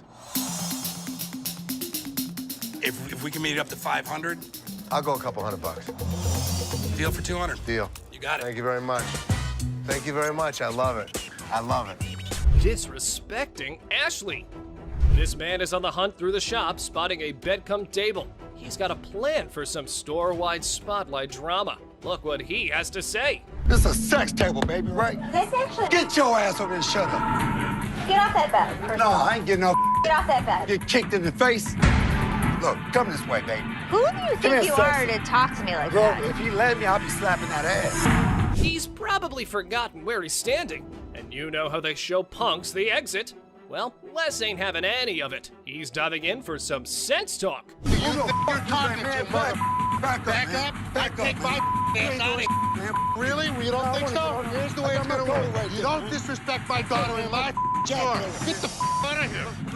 We go back, disrespecting my daughter like that. Striking a nerve on a calm day. You go, Les! Someone needs a major attitude makeover. Time for a crash course in how not to be a jerk. You don't talk about my daughter that way. You understand that? You understand that? You understand that? I got you. Don't with my kid. I'm sorry, man. You don't with my kid. I'm sorry, Les. I'm sorry, man. Get this off the property. What's going on out there? Do not go out there. Dirty couch. Fresh in a new city? The furniture hunt's on. And guess where you score budget-friendly items? Yup, the pawn shop. Have a look. We have used furniture, and we give deals. Our used furniture sometimes has things on it. Why is it so freaking dirty, man? Because it's used. That's why it's $397.77. Really? Well, I only got $200. What's the dilemma here, man? Buying a used sofa at a pawn store and expecting showroom shine? Your brain might not function properly to have such an expectation, sir. Let me try this out, man. I'll tell you what, my shoes are cleaner than this couch. Then don't buy it. Make me a deal. I got cash in my pocket, man. Wow, Come on, man. $200. Come on. Did you catch the words he just uttered? Mr. Couch is clueless about the league he's stepping into. Time for him to gear up because less is on the horizon. Okay, it's time to go. Come on, man. Come on. Here we go. Yeah, come on, man. Here, come yeah, on. man. Come on. Don't make my. Come on, man. This is how we do it in the team. Yeah. Walk out. Walk out, my man. Deal with the devil. Here's a spooky one. This might not be your regular Tuesday, because this time, the devil isn't at the crossroads, but at the pawn shop trying to sell his gold for cash. How old are you? 2,500 years old. Great. I finally got to meet somebody that's older than my dad. So how can I help you today? I want to get rid of this gold. I don't want gold. I want money. I think he's crazy. But interesting fact, people, this time around, you don't have to give your soul in return, but some cash, and the devil's good to go. Here's what happened next. This guy might take the cake for the weirdest guy that has ever walked through the store. How much you want? Tell me what you give me. I could have gotten $650 for this stuff. Can't do it. Give me $650. Les hasn't ever made a deal with the devil. But this time around, he's willing to crack this one, being ready to outwit even the Mark Trickster. You want 610? I'll take $650. I can't give it to you.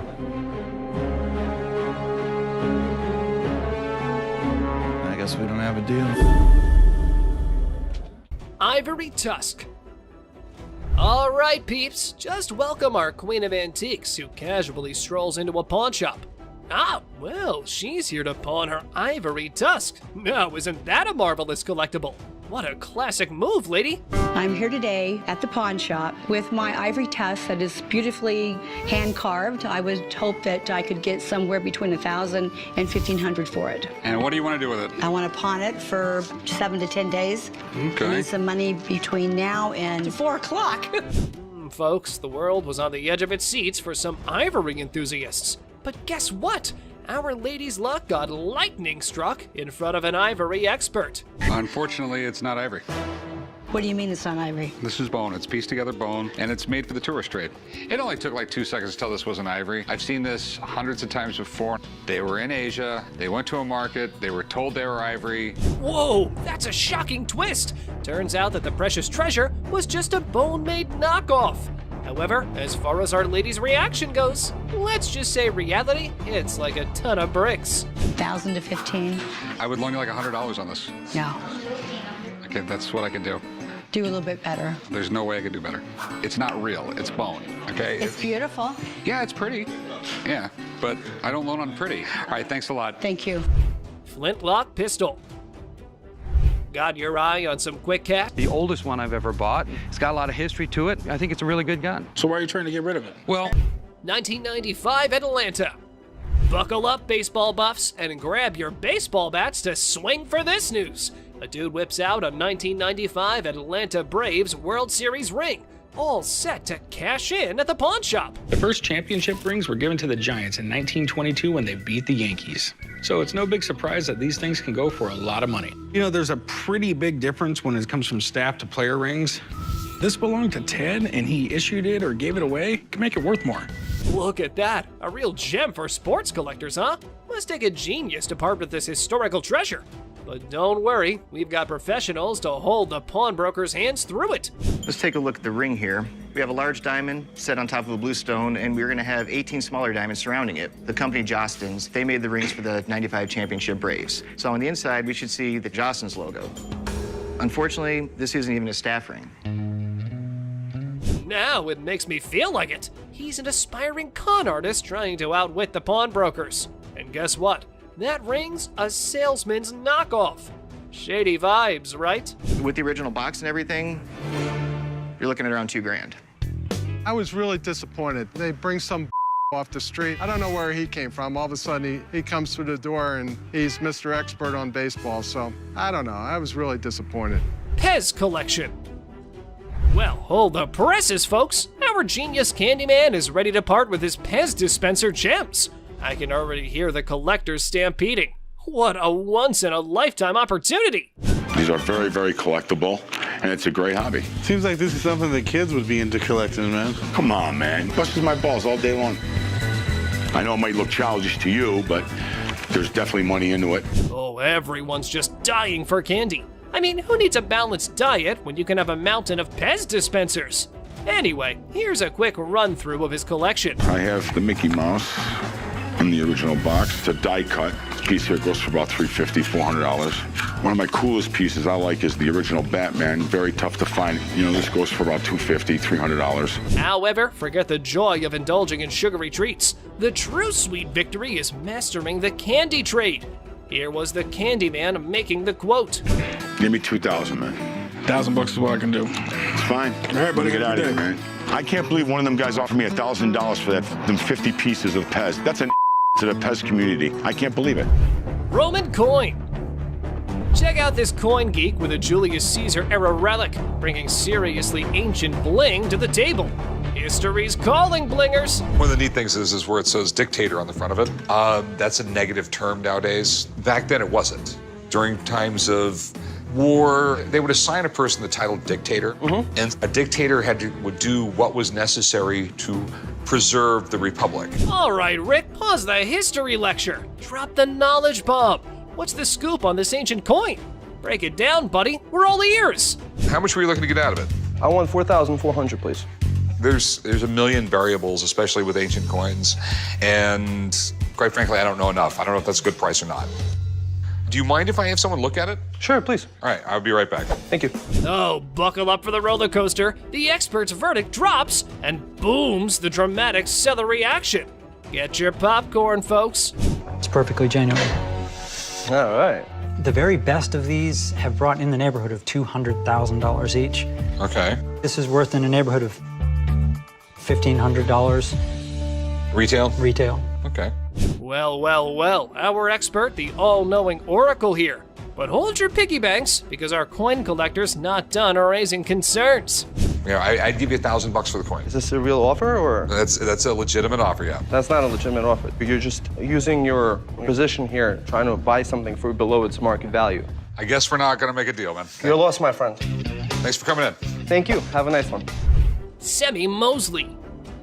Step right up, ladies and gentlemen. We've got a real rock star here, strutting in with a Semi Mosley guitar, thinking he's gonna hit the jackpot. It smells like music in the air. When he was at a guitar convention in Europe, he met a Spanish luthier, and they had such a remarkable tone that Semi thought gospel musicians should have something that sings when they do the Lord's works. He did this prototype. Okay. He hand wound the pickups. Hold your applause, folks. Our guitar virtuoso has graced us with the rarest prototype ever made by Mosley. But hey, before we plug it in with the amp, let's have an expert take a look. This is the prototype gospel guitar. All right.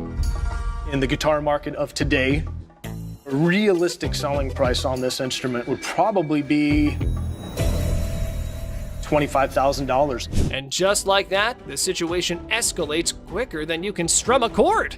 Don't know if that's worthy of music memorabilia, but here's how Mr. Safari's shirt reacted. That's absolutely ridiculous because it's been appraised over the years. Back in the 90s, it was appraised at a minimum of $100,000, and that was in the 90s. I'm just saying, from knowing what I've just recently sold myself, I don't think anybody's gonna step up that high for it. Lamborghini clock. Oh, guess who's in town? The almighty Clockmaster.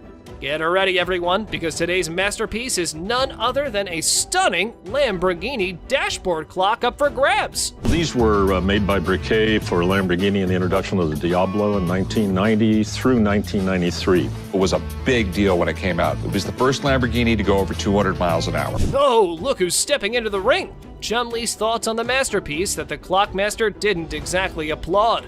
Time for a clash of opinions. Okay, I've had clocks like this before. They don't sell like the watches do. They depreciate just like the Lamborghini. I don't think he's funny. Okay. Oh, Chumley, hold that thought. Your wisdom's not on the menu right now. Let Rick, the negotiation maestro, work his magic. How about 25? How about 22? 24. I'll go $2,300. Okay. All right. Deal. Write him up, Chum. Charles Briefcase. Sit down and buckle up for this one, peeps. Remember Charles Lindbergh, the solo aviator? Our man here claims to possess his briefcase, and he's looking for some big bucks. A couple had bought a home, and this was one of the items that they had found. When they opened it up, they seen where it had embossed the name Charles A. Lindbergh. Okay. Right here. C.A. Lindbergh, Little Falls, Minnesota. Oh sure, let's not make paper planes and just have our fancy briefcase professional take a look at it, because that's the most important thing, right? One thing that I found as I was doing research on this was a letter that Charles August sent to his son, where he talks about the fact that he is out of money and he has been selling his goods. Well, isn't it just lovely when experts think they know everything?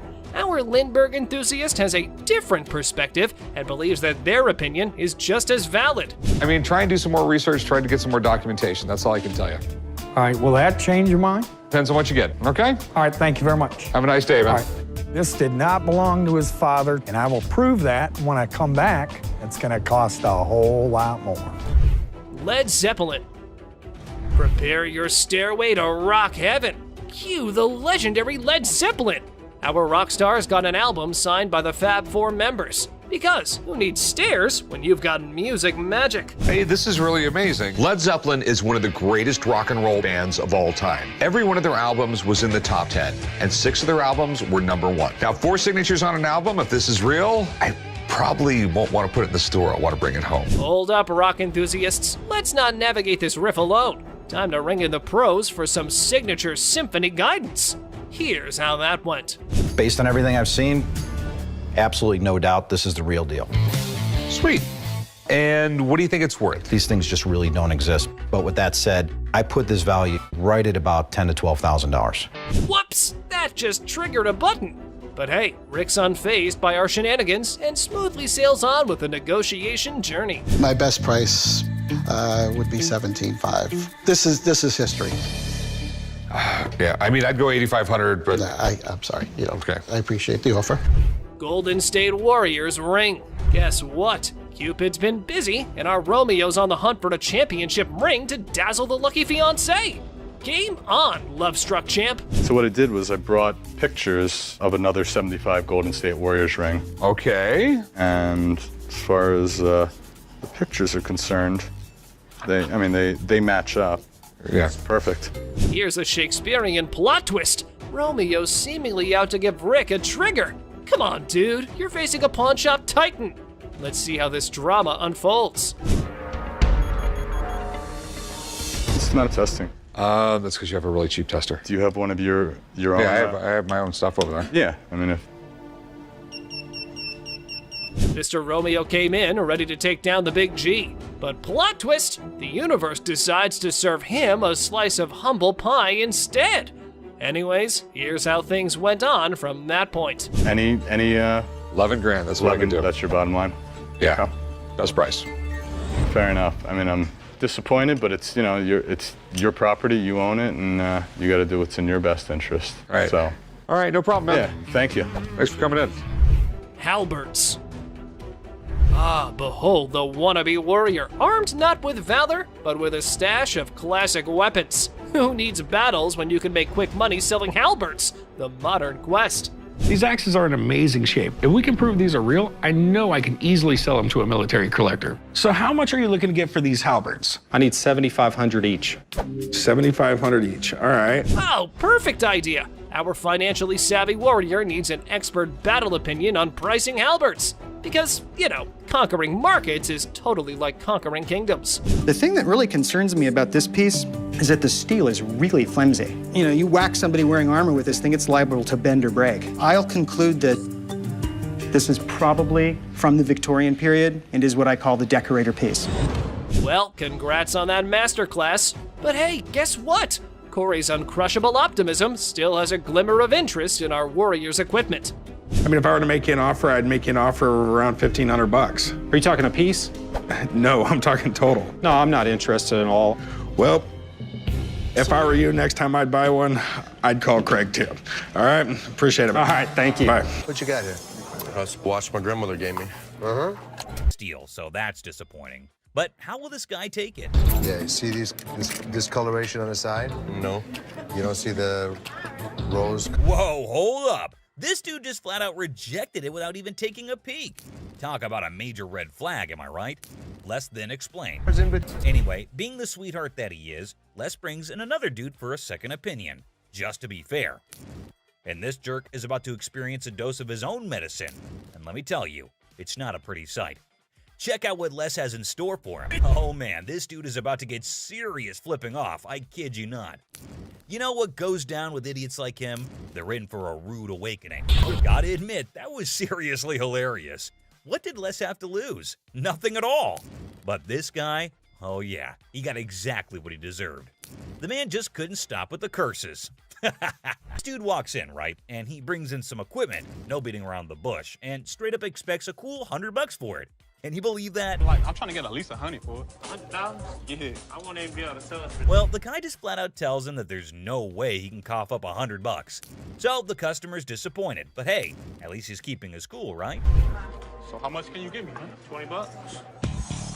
Well, we're clueless about what this dude's gonna pull off next. But hold up. Seth comes swooping in to handle the situation like a boss.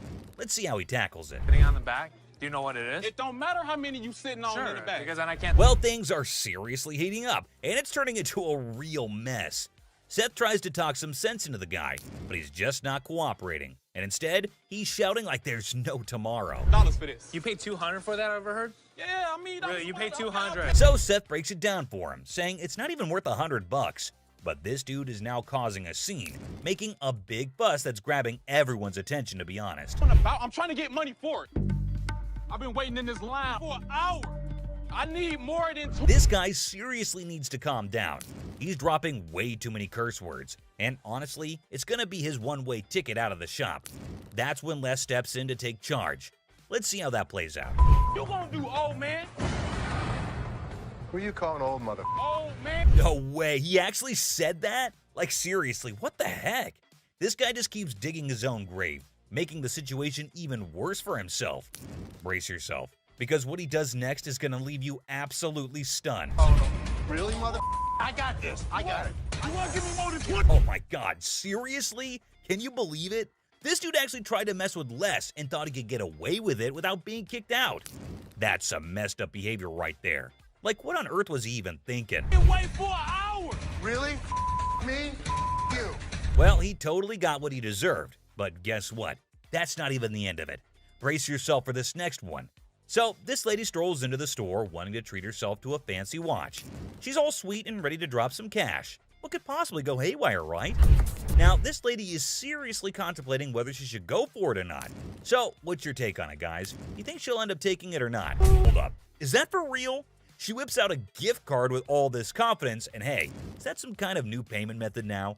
Ashley looks totally baffled by this turn of events. Not a gift cards. What would you call it? It These says are preferred customer. Right. Man, this lady is already super worked up the moment Ashley spills the beans that it's not a gift card. And she goes on to explain the situation. Talk about major agitation right off the bat. It allows you discounts on the sales floor.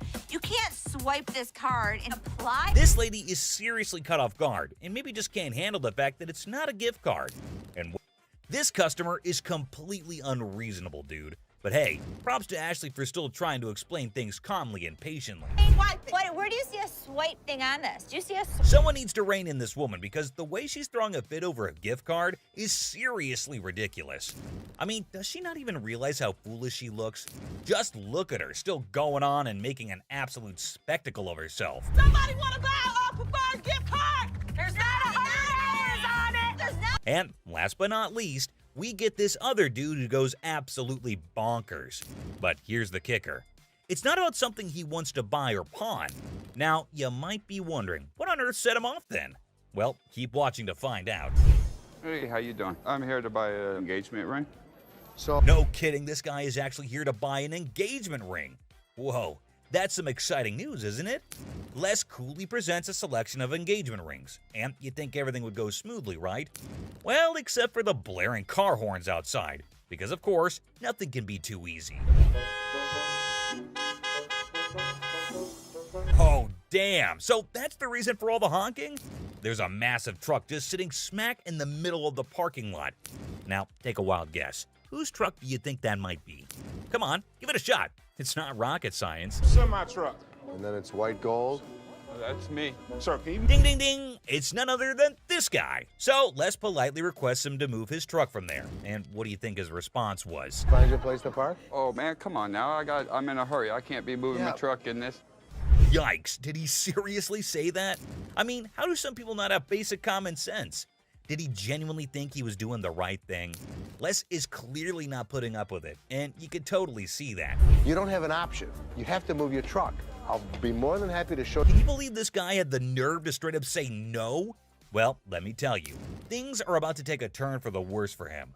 But just when he thought he couldn't dig himself any deeper, he goes ahead and proves you wrong. Why are you so rude? I'm not moving the damn truck. Byron, take over. Well, obviously he's about to get kicked out, and trust me, you gotta watch this. It's absolutely hilarious. Move the truck. Come on, man. That's wrong, bro. Next time, parking on the freeway. This dude should be totally embarrassed about his behavior. And oh boy, he didn't stop there. He just kept on going. And the last straw was this. Move your truck. Well, that's all the craziness you get to see today, guys. It started when this old man walked into the Pawn Stars shop carrying a semi-Mosley guitar, along with all the proper documentation. Little did he know what he was about to get himself into.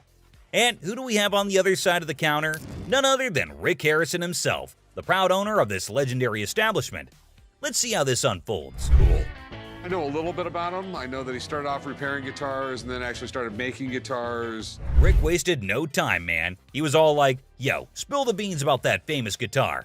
And the old man, who seemed to know everything about this valuable guitar, started sharing all the juicy deets. He had some seriously high expectations for the guitar, thinking it would rake in a crazy amount of cash. But hold up, let's not get ahead of ourselves just yet.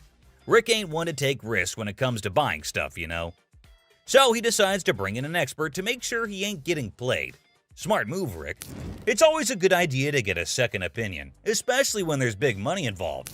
And bam, here comes the expert himself, a dude who knows guitars like nobody's business. He's about to drop some serious knowledge on this situation. The expert took a look at the hype about semi-Mosley guitar, which the old man thinks it's worth a fortune. Now, this is where things start to get interesting. Keep an eye out for those moments when the old man's high hopes are about to go down the drain. After a thorough examination, the expert was ready to deliver his verdict. That would probably be $25,000. Well, the guitar was in great shape, no doubt about it. But no way the market value hovers around $25,000. And just like that, the old man's hope went to waste. But the old man thought the expert was kidding, and he didn't take his opinion seriously. After the expert opinion, it was time for the final moment. And here comes the classic pawn shop thing. Obviously, we're not going to make a deal, so all I can tell you is good luck. Thanks. And oh, did I see it right. This thing ended even without a start. Well, I'm glad it saved some misery for Rick. Knowing that the guitar was worth way more than just $25,000, he left. And just like that, the deal hit a brick wall. The old man's unrealistic expectations collided head-on with the reality of the market. But next we have a total moron who shows up at the Pawn Stars shop. The old man who thought he hit the jackpot, but in the end, reality bit him in the you-know-where. So this another wild encounter is with our favorite goofball Chum Lee. The episode starts with Chum Lee going to meet Buck, the owner of an antique pirate ship. Buck's got this badass pirate boat, and it can hit speeds of up to 60 miles per hour on land. Now, that's some crazy shit, my dudes. Chum Lee's eyes lit up like fireworks when he saw this epic pirate ship. You got a boat. It is a boat. Does it float? No. You can tell he's itching to make a deal, but he knows he can't go rogue without Rick's permission. Well, the first thing he did was to send Rick a picture of this crazy giant. While waiting for Rick's reply, Chum Lee decides to go have a little fun on the ship. Woo! I'm on a boat. Sup, ladies?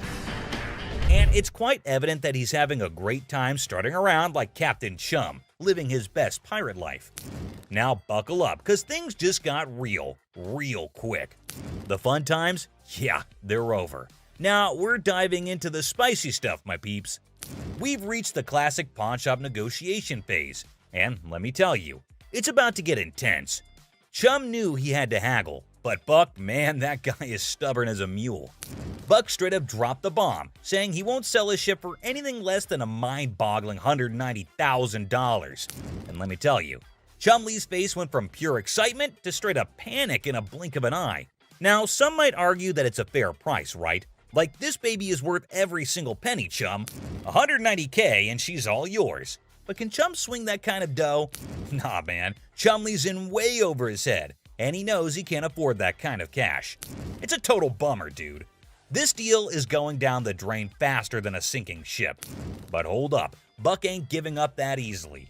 He wants to speak with Rick, and honestly, that's pretty fair considering the time he invested in showing Chum around the ship. And yep, you saw it right. Rick sent a text, but guess what? It ain't the reply we were hoping for, my friends. Rick shut down the whole idea before it even set sail. Chumlee's dream of becoming a pirate captain just came crashing down like a freaking cannonball. It's a gut-wrenching scene, my friends. The disappointment is real. Whatever. Oh, sorry, man. Buck is fuming like a volcano about to erupt. It's clear he's not happy with the outcome. Ships ahoy, disappointment. Another prime example of Chumlee's misadventures. The pirate ship's dreams sink faster than a cannonball in the water. Brace yourselves for a dramatic tale involving a limited edition bronze statue. Let's dive right in. So it all starts with a man named Raphael walking into the Pawn Star shop with this fancy limited edition 1888 bronze statue by Louis Bacall, a renowned French sculptor.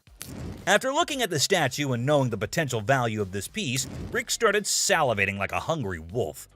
Moving further, Rick's expert eyes started analyzing every little detail, hoping to strike gold and make some serious cash. And as Rick is examining the statue, you can see the excitement building up. If it turns out to be the real deal, it could be worth thousands of dollars. The suspense is killing. Come on, man, show me those original markings. Now, Rick's like a detective on the case, searching for any signs of authenticity. And in a dramatic twist, Rick got the truth. You need to see this. Looks right. What doesn't look right is there's some pitting right here. And that crack right there is from when they casted it. It didn't happen later. The statue has been recast. Oh, the disappointment is real, my friends. Well, ain't that a kick in the teeth? This statue is nothing but a fancy replica. 1888. The original was made in 1888. I don't believe you. Okay, I mean... Raphael's hopes went up in smoke, and the idiotic mistake is laid bare. I don't care what you say. I don't care what you tell me, but I know you're full of... You know... Looking at Raphael, it sure is clear that he's not taking the news well.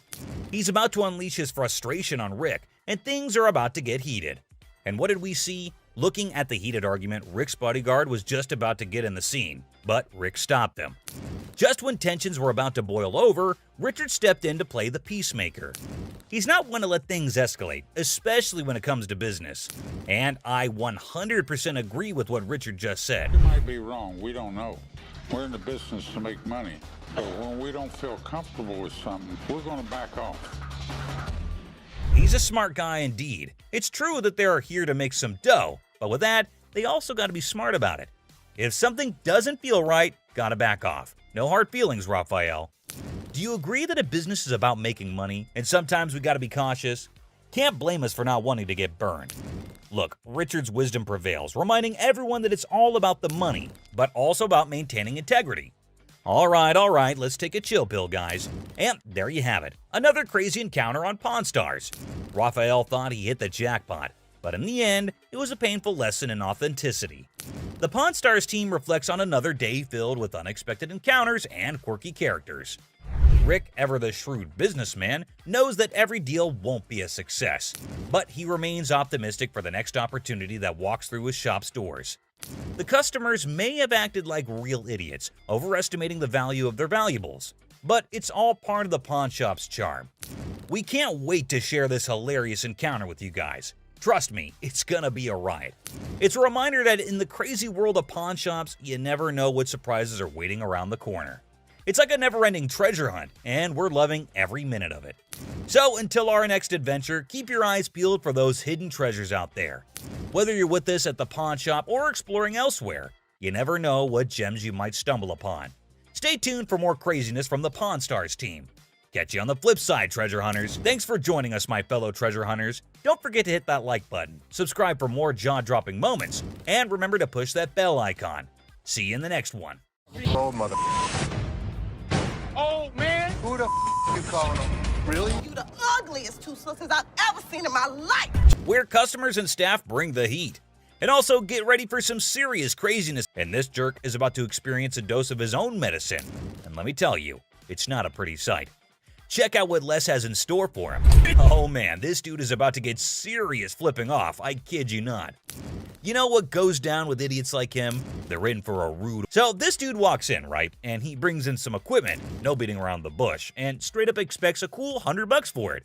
Can you believe that? Like, I'm trying to get at least $100 for it. $100? Yeah. I won't even be able to sell it for. Well, the guy just flat out tells him that there's no way he can cough up $100. So the customer's disappointed, but hey, at least he's keeping his cool, right? So how much can you give me, man? $20. Well, we're clueless about what this dude's gonna pull off next. But hold up. Seth comes swooping in to handle the situation like a boss. Let's see how he tackles it. Sitting on the back. Do you know what it is? It don't matter how many you sitting on in the back. Because then I can't. Well, things are seriously heating up, and it's turning into a real mess. Seth tries to talk some sense into the guy, but he's just not cooperating. And instead, he's shouting like there's no tomorrow. Dollars for this. You paid $200 for that, I overheard? Yeah, I mean, Really, you paid $200. So Seth breaks it down for him, saying it's not even worth $100. But this dude is now causing a scene, making a big fuss that's grabbing everyone's attention, to be honest. I'm trying to get money for it. I've been waiting in this line for an hour. I need more than two. This guy seriously needs to calm down. He's dropping way too many curse words. And honestly, it's gonna be his one-way ticket out of the shop. That's when Les steps in to take charge. Let's see how that plays out. You gonna do old man? Who you calling old mother? Old man? No way, he actually said that? Like seriously, what the heck? This guy just keeps digging his own grave, making the situation even worse for himself. Brace yourself, because what he does next is gonna leave you absolutely stunned. Really, mother? I got this. I got it. You wanna give me more than one? Oh my god, seriously? Can you believe it? This dude actually tried to mess with Les and thought he could get away with it without being kicked out. That's some messed up behavior right there. Like, what on earth was he even thinking? You wait for an hour. Really? Me? You. Well, he totally got what he deserved. But guess what? That's not even the end of it. Brace yourself for this next one. So, this lady strolls into the store wanting to treat herself to a fancy watch. She's all sweet and ready to drop some cash. What could possibly go haywire, right? This will be good. Okay. This one. This is really pretty. Now, this lady is seriously contemplating whether she should go for it or not. So, what's your take on it, guys? You think she'll end up taking it or not? That's really pretty. It's really pretty. Good on you. It was 100. 100. Okay. She went for it. Well, everything's going pretty darn smooth so far. I don't want to jinx it, though, so let's just wait and see what unfolds next. Here. No. What is this? It's a $100 gift card. $100 gift card? Hold up. Is that for real? She whips out a gift card with all this confidence, and hey, is that some kind of new payment method now?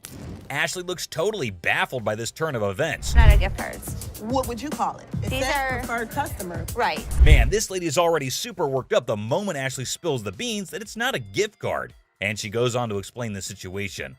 Talk about major agitation right off the bat. It allows you discounts on the sales floor. You can't swipe this card and apply. This lady is seriously caught off guard and maybe just can't handle the fact that it's not a gift card. And well, she's getting a bit too aggressive, folks.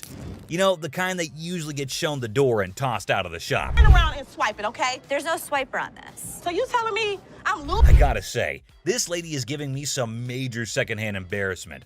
I mean, it's crystal clear that the card cannot be swiped. Like, come on, that's basic common sense. But no, this woman just kept on making a complete fool out of herself. I don't understand up in here, okay? Well, what is she I'm gonna not about to swipe? lose, Hold on all one right? second. Let me explain this I'm to not her. about. Man, the way this woman is yelling, it won't be long before she gets the boot from the pawn shop. This customer is completely unreasonable, dude. But hey, props to Ashley for still trying to explain things calmly and patiently. What, where do you see a swipe thing on this? Do you see a Someone needs to rein in this woman because the way she's throwing a fit over a gift card is seriously ridiculous. I mean, does she not even realize how foolish she looks? Just look at her, still going on and making an absolute spectacle of herself. Somebody want to buy a preferred gift card? There's not $100 on it. There's not. Man, people can really lose it sometimes. It's wild. And last but not least, we get this other dude who goes absolutely bonkers. But here's the kicker. It's not about something he wants to buy or pawn. Now, you might be wondering, what on earth set him off then? Well, keep watching to find out. Hey, how you doing? I'm here to buy an engagement ring. No kidding, this guy is actually here to buy an engagement ring. Whoa, that's some exciting news, isn't it? Les coolly presents a selection of engagement rings, and you'd think everything would go smoothly, right? Well, except for the blaring car horns outside, because of course, nothing can be too easy. Oh, damn. So that's the reason for all the honking? There's a massive truck just sitting smack in the middle of the parking lot. Now, take a wild guess. Whose truck do you think that might be? Come on, give it a shot. It's not rocket science. Semi-truck. And then it's white gold. That's me. Sir, can you... Ding, ding, ding. It's none other than this guy. So Les politely requests him to move his truck from there. And what do you think his response was? Find your place to park? Oh man, come on now. I'm in a hurry. I can't be moving my truck in this. Yikes, did he seriously say that? I mean, how do some people not have basic common sense? Did he genuinely think he was doing the right thing? Les is clearly not putting up with it, and you could totally see that. You don't have an option. You have to move your truck. I'll be more than happy to show you. Can you believe this guy had the nerve to straight up say no? Well, let me tell you, things are about to take a turn for the worse for him. But just when he thought he couldn't dig himself any deeper, he goes ahead and proves you wrong. Why are you so rude? I'm not moving the damn truck. Byron, take over. Well, obviously he's about to get kicked out, and trust me, you gotta watch this. It's absolutely hilarious. Move the truck. Come on, man. That's wrong, bro. Next time, parking on the freeway. This dude should be totally embarrassed about his behavior. And oh boy, he didn't stop there. He just kept on going. And the last straw was this. Move your truck! Silver Surfer. Oh, guess what? We've got a bona fide comic enthusiast here. Big surprise. Like, who isn't, right? Well, this guy's taking his passion to a whole new level. Feast your eyes on what he brings in. That's the Silver Surfer. Silver Surfer. Life size. Tell me about it. Well, this was a display for the Fantastic Four Rise of the Surfer movie. They made 1,500 of these, and plywood board. It is wrapped in a vac metal plastic wrap. Oh, what a shocker. It's a collector's item. But hold up emotions, people, because it's got a price tag. I'm not sure if the experts are going to agree. Well, online, these things go for $3,000. Actually, Silver Surfer was voted in the top 50 recognizable comic book heroes in America. I mean, I really went $2,000 for it. I am willing to buy this from you for $500. Hey, genius. If you're after that dream price, maybe hit up a comic store. Selling your treasure trove at a pawn shop? Yeah, real brainiac move here, buddy. 900 bucks. That's it. Think I'm gonna have to walk. All right, well, it was a pleasure. We're gonna go surfing on home. See you later. Custom-made electric chair. Folks, take a puff. We've witnessed all sorts of weirdness at the pawn shop, but this fella's cranked it up a notch. Check out his wild sell list. So tell us a little bit about them. We have Halloween retail stores. This is a custom-made electric chair. There's a whole show if you guys want to see it. Come here, go ahead, show us. Hell yeah! I'm really into this kind of thing. This might be the new feature at my house on Halloween. Oh, just what we all need. A bedside toy that screams Halloween 24/7.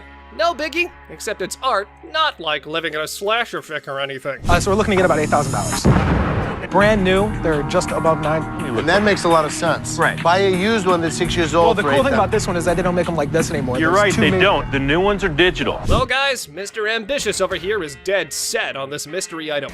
Heaven knows what his grand plan is, but Les has a style for a bargain. Thank you very much for bringing Thank it you. in. We appreciate it. Damn it. I'm a little disappointed that I gotta schlep it back home, but with Michigan being, like the #1 state for haunted houses and attractions and things like that. Elephant skull haggle. Oh, guess what? No fancy sofa, no blingy ring, and no one-of-a-kind car to pedal? No worries. How about you trade an elephant skull for some greens? Because that's normal, right? The skull of an elephant. Really? Very unusual. It's very unusual. My best friend had it, passed away, and I inherited this one. It's where the tusks were. I understand that. It came from Africa? Yeah, right. Well, I So- can promise you nobody has ever brought in an elephant skull, ever. That I can Little tell you. unique. Ever wondered where one finds a thing like that? Well, surprise, surprise, there's a thriving market for massive elephant skulls. Yeah, you heard it right. Skull heads. 1,000. That's as low as I'm gonna go. Let me talk to my elephant expert. Africans are buying now for $2,300 and the Asians are $1,900. The good part was, it's worth the money. There is a demand for elephant skulls, but I'll be damned if I'm giving it away. Okay, peeps. When Les locks onto something, prepare for a solar eclipse, because he's not releasing his grip. Anyway, there's a plot twist in this pawn shop drama. I got 700 $100 bills waiting for me. $750. 700. And if you think it's worth $50 for you to schlep it home, It isn't. Schlep it. It isn't. Schlep it. I'll give it to you for 7. You got a deal. Thank you very much. Thank Come you. right Thank over you. here. We'll Thank take you. care All of right. it. All right. Yeah. Mark, thank you. Bone Rattler. Okay, people, the granddaddy of speed in the house. Ready to snatch up a drag racing car from the pawn shop? Who knew shuffleboard was just a warm-up? This guy is an expert. He knows all about drag racers. So does Jeff. Jeff is my jeweler, but he's much more knowledgeable with engines than I am. The guy that sold it to me said it cost him $85,000 to put it together. Probably clipping along at about 250 miles an hour. Fire this puppy up. I don't know how to start it. Gather around, youngsters. We got a drag racing sage here, boasting a mere 30 years under his belt. So the wisdom dump is here, as he schools the pawn shop owner. You know how to start him? Sure. I knew you did. How long have you been racing dragsters? For about 30 years. Oh. You ready for this? I'm ready when you are.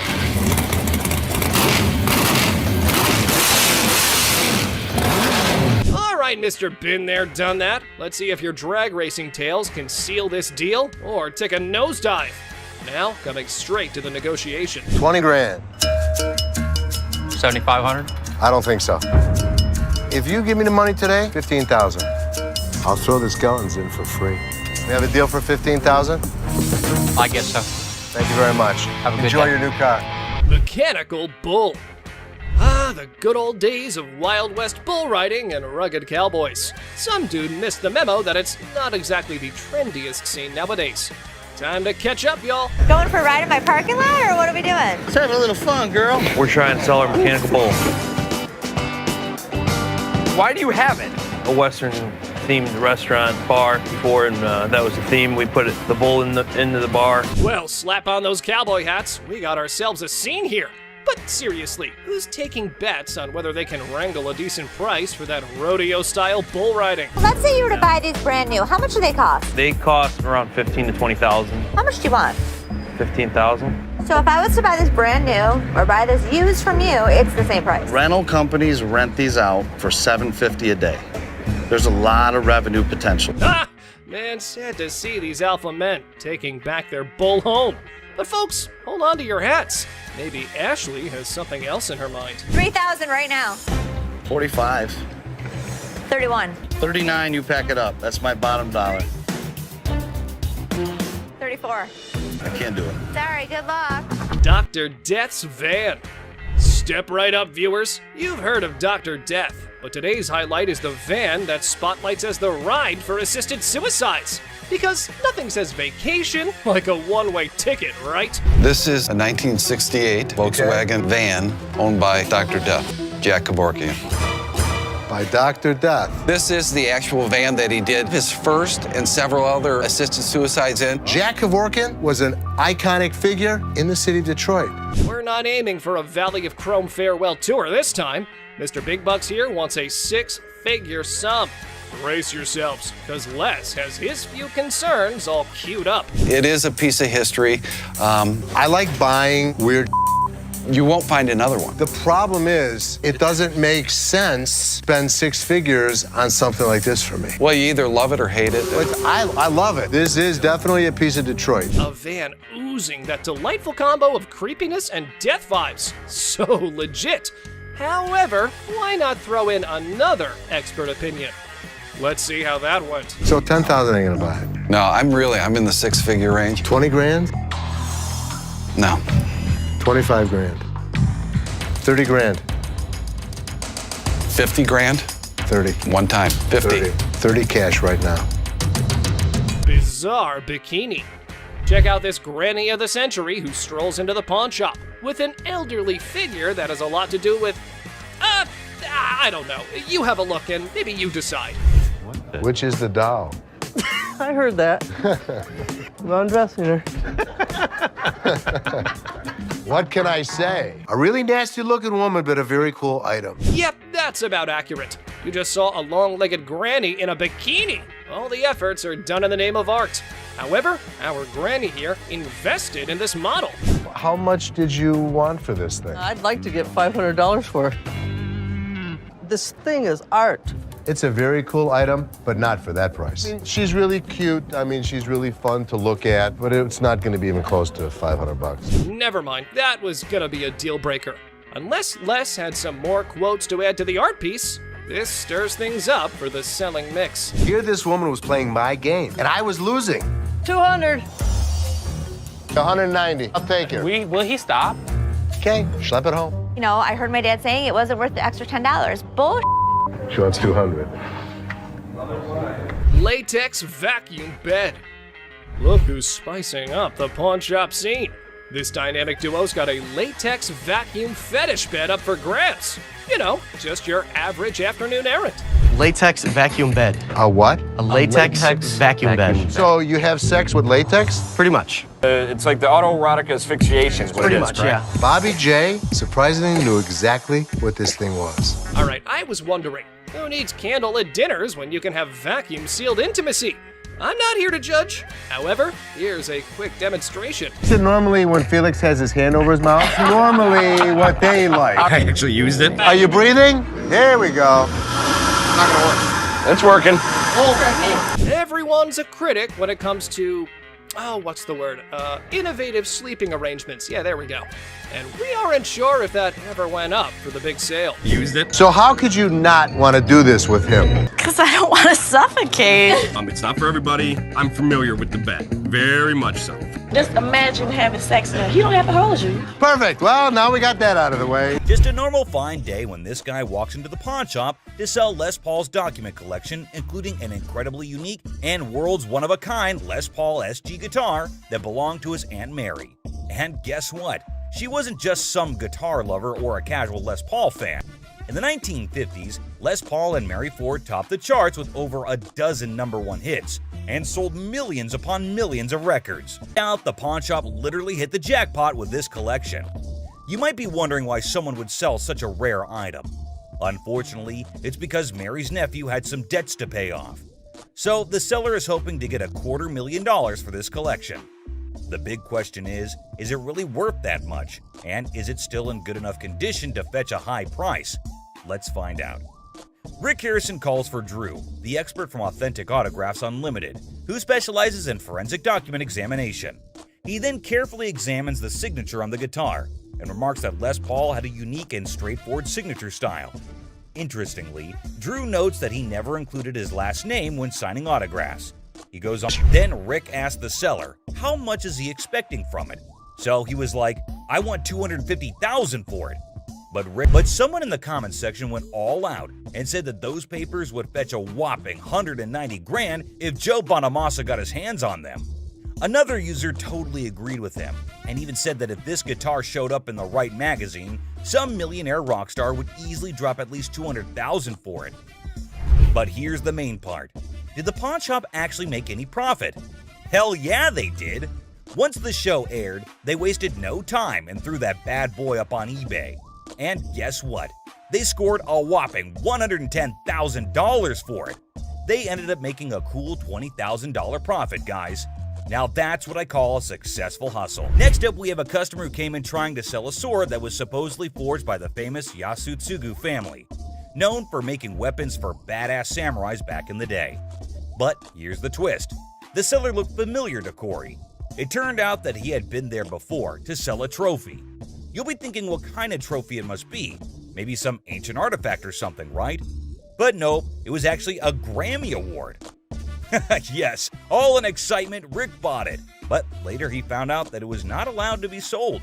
Oops, I can see a great loss there. Because of that now, they had to be extra careful before dealing with this sword.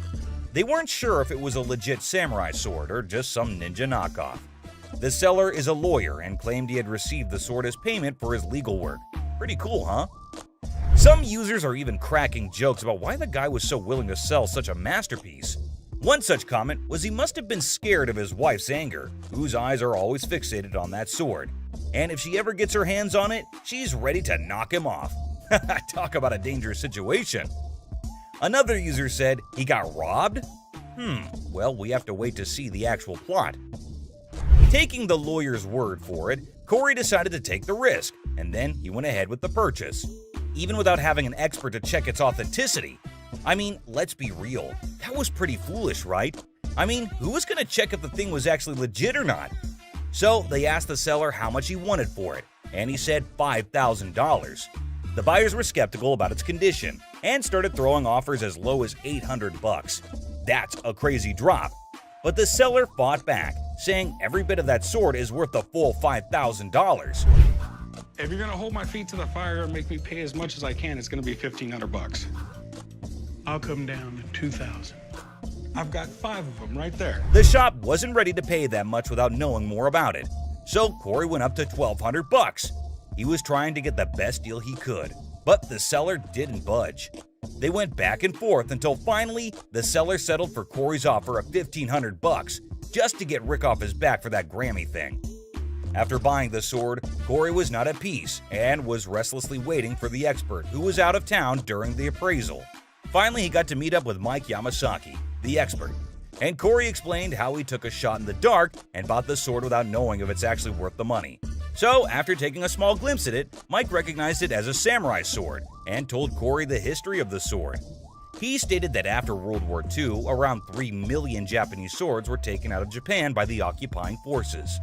In those days, the Japanese warriors, also known as samurai, were skilled professional fighters, and the samurai sword was like their badge of honor. If you didn't have one, no way you could call yourself a samurai, man. Then Mike decided to inspect the sword and took a closer look at it. This is the proper way to take apart a Japanese sword. They've been doing this style for centuries. Well, after the inspection was done, the expert discovered that the sword belonged to a super important samurai with ties to Japan's imperial family, probably from the 5th generation. Now, here was the interesting part. The Yasutsugu family only worked for high-level samurai, and their signature mark, like a logo, was detailed on the handle. It's the family crest of the Tokugawa family, who ruled Japan for a couple of centuries. And if anyone tried using it without permission, they'd end up losing their heads, along with their whole damn family. Scary, right? Well, it seemed that the sword had some serious historical value. Now, the big question is, how much is it worth in today's time? After considering the condition, the expert estimated that it can be restored for around $3,000. But here's the exciting part. After the restoration and blade sharpening, Corey could potentially sell it for a whopping $15,000. That's a tenfold increase from what he paid for it initially. So there you have it. Corey took a risk, bought the sword without knowing its true value, and it turned out to be a jackpot. But that was indeed a risky game. But does it always turn out to be luck, or sometimes they just lose everything? But here's the thing. Hector, the seller, had no idea about the pistol's origin. Opened properly. But hey, on the bright side, the details and engravings on the pistol are top-notch. They got this fancy style called grotesque, with all these weird-looking human and animal shapes. And the brand! Rick always pulls out the excuse that it's hard to sell, and there aren't many buyers out there. After a short negotiation, the seller settles for a mere $200. I know. Rick decided to take a chance and handed the gun over for restoration. Will it hit the jackpot or lose his $200? Let's see. $1,000. Damn. Well, let's watch if it works. I got my headphones on, so I can't hear you. So after successfully restoring the item and getting it in working condition, that's a crazy profit of $4,800. Absolutely hard to believe, right? Someone even commented that Rick straight up robbed Hector in broad daylight. Users are not holding back with their savage opinions. Well, keeping everything aside, this was indeed one of the craziest profits earned at Pawn Star Shop. Moving on. Pretty neat, huh? Well, neat in the sense of 800 years of Poland struggles, constantly being conquered, reconquered, and fighting for their freedom throughout their entire history. Users also shared how this whole episode reminded them of their beloved history classes back in their school days. It brought back memories of learning about the triumphs, tragedies, dramas, and even the occasional humor that filled those lessons. With the background story out of the way, Rick finally gets down to the burning question. What? I took a big shot in the dark. How big a shot? Less $6,000 I can sense the tension all over his body. Finally, the expert takes a closer look at the metal and starts talking about how it was probably made in St. Petersburg by a company called the House of Bolin. And guess what? They were like the main competitors to Fabergé. So we're talking about a metal of Fabergé quality here. Crazy enough to give Rick some hope, but Craig kept going on and on about how gorgeous the metal is, making Rick all anxious and begging him to stop teasing and spill the beans about its worth. And finally, he does. Aren't you curious just like me? 30 to 40 grand. $30,000 to $40,000. That's incredible. Damn, the metal is valued at around $30,000 to $40,000? That's awesome. And it definitely brought a big wide smile on Rick's face. But hold up. Sadly, Craig has some serious concerning news for him. Apparently, the market for this specific metal is pretty thin, meaning there's not much chance for Rick to sell it easily. Talk about a check he can't cash. But hey, Craig's always got a solution up his sleeve. So he got in contact with a guy in Germany who has a box for this metal, has the ribbon for it, and even the breast star. It's all part of a set, you see, but there's a big hole in the guy's box, specifically for the neck order. And Craig just knew that he finally found a potential buyer for the metal, someone who needs to complete their set. Now, both the parties are ready to leave it? Well, eventually, Rick settles for the $30,000 offer, which is 5 times the amount he paid for it initially. Talk about a great deal. With a free meal thrown in too. Gotta love those perks. One person made a comment praising the honesty of Craig, noting how he offered a price range for the metal that matched its actual value of $30,000 to $40,000. Despite knowing that Rick had only paid $6,000 for it, Craig could have easily offered a lower price, like $12,000, and made a huge profit. But instead, he respected Rick and still managed to make some money while being fair. This man named Randy walked into the store with a huge-ass vending machine. He believes that his machine is from the 1940s. Candy? Yes, sir. You know who loves candy, right? This guy. Well, chum, we know your love for candies, but is this deal as sweet as them? This machine sure has Chum's heart, but Randy doesn't even know if it works, and neither does he have the keys to it. Well, let us look into what Chum thinks about it and whether he thinks it would be worth the cost. Just taking a look at it, I mean, it looks pretty rough shape. There's a lot of rust on it. It sure needs a good restoration, but Randy wants $1,000 for it. Man, it already needs so much work to be done. I personally don't think it's worth investing so much, but who am I to suggest? Oh, how the chum had been schooled by experience. A lesson etched deep into the fibers of his being. Scarred by past misjudgments and Rick's scoldings, he now approached each decision with newfound caution. But hold on to your seats, for the words that spilled from the expert's lips were nothing short of astonishing. Get ready to be astonished, for the expert's revelation is nothing short of extraordinary. Whoa. Oh boy. Right? The guts are missing. So what this needs... Man, it is empty inside. All the mechanisms are missing. The expert saved Chum's ass today on this one. The expert adds that in this condition, the machine is max $300. Whoa, that was a low blow for Randy, it seems. He cannot believe the price dropped from $1,000 to just $300. Up and running and painted, obviously. $4,500. $4,500. Okay. Well, this machine is asking too much. Chum noticed it and got the bargain straight from $1,000 to $75, and they just shook hands on $100. But a deal is a deal. Let's see how Chum restored it and made it a good sales machine for his own bars. Whoa! Holy chum bar! Check it out, right? That is freaking awesome. Whoa, the machine is brand new again. No one can even imagine how it was before. And I know you're thinking no one got furious here. But hey, the video doesn't end here. You see, Rick was not so happy about the sweet gift lying in the garage. Why are your candy bars in it? That's the gift it keeps on giving, Rick. That thing, you can sell it for $6,500 today, dollars off it every day for the rest of its life. Rick's fury reaches its boiling point as he directs his anger toward Chum. With intense frustration in his voice, he makes it clear that he's had enough. In a sharp and cutting tone, Rick declares that if anyone wants to get their hands on Chum's chocolate bar, they can simply take a stroll across the parking lot and purchase it directly from the store. No more concessions or accommodations. The message is clear. Rick has drawn a line in the sand, leaving Chum to face the consequences of his actions. It's a harsh ultimatum that hangs heavily in the air, leaving Chum to contemplate the future of their strained relationship. Will Chum take the opportunity to make amends, or will the rift between them widen further? Only time will tell how this explosive situation will unfold. Ah, the timeless dance of irritation between Chum and Rick, an intricate routine that never fails to provoke a symphony of exasperation. As a well-worn melody played on a perpetual loop, Chum's knack for pushing Rick's buttons has become a legendary saga of vexation and amusement. With each encounter, their interactions tread the line between exasperated sighs and affectionate eye rolls, a delicate balance that keeps the audience captivated. The sparks of frustration fly freely, igniting a wild dynamic that has become an integral part of the show's charm.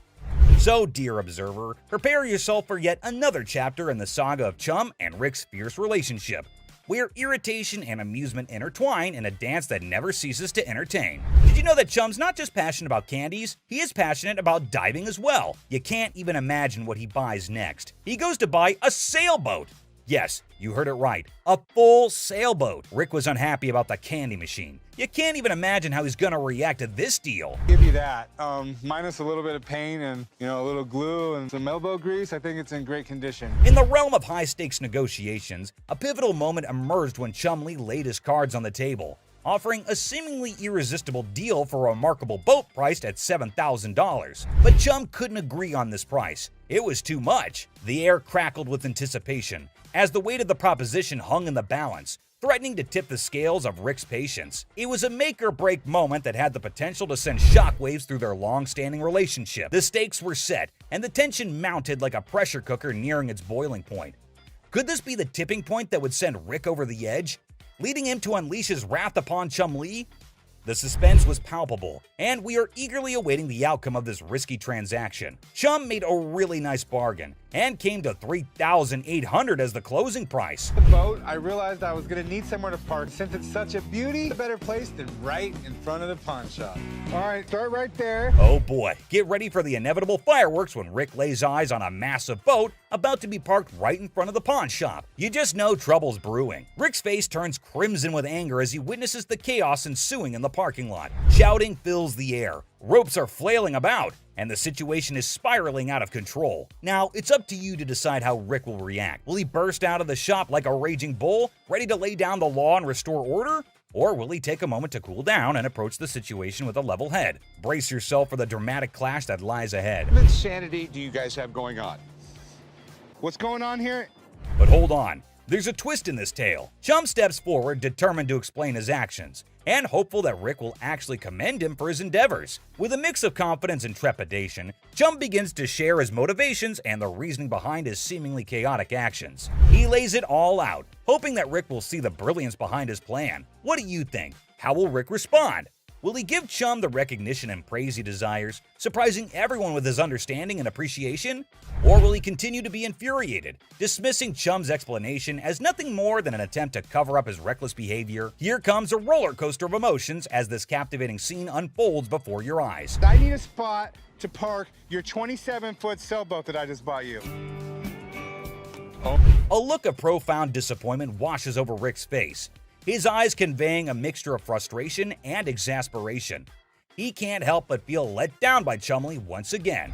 With a raised voice, Rick unleashes his discontent, emphasizing the absurdity of the low price Chumlee has set for the boat. In a biting remark, Rick suggests that if the boat is being sold at such a bargain, one can only imagine the true condition and quality of the vessel. He acknowledges the undeniable truth that a good boat worth its weight in value would never be sold at such a low cost. The disappointment in Rick's voice is palpable as he grapples with the reality of the situation and his frustration with Chumlee's decision-making. It's a moment that highlights the clash of expectations and the unrelenting nature of their dynamic. Poor Corey gets dragged into it for no apparent reason. Supposed to be a manager. You handle this. We're not going to have a boat in the parking lot. Put the boat somewhere. And where I'd like you to put it, I really can't say. Poor Chum, yet again, not appreciated for any efforts. As if the mounting list of Chum's blunders wasn't already enough to incite Rick's fury, an air of suspense fills the room as Chum finds himself teetering on the precipice of yet another foolish choice. Tension crackles in the atmosphere as we hold our breath, waiting to see if Chum will repeat his pattern of misguided decisions.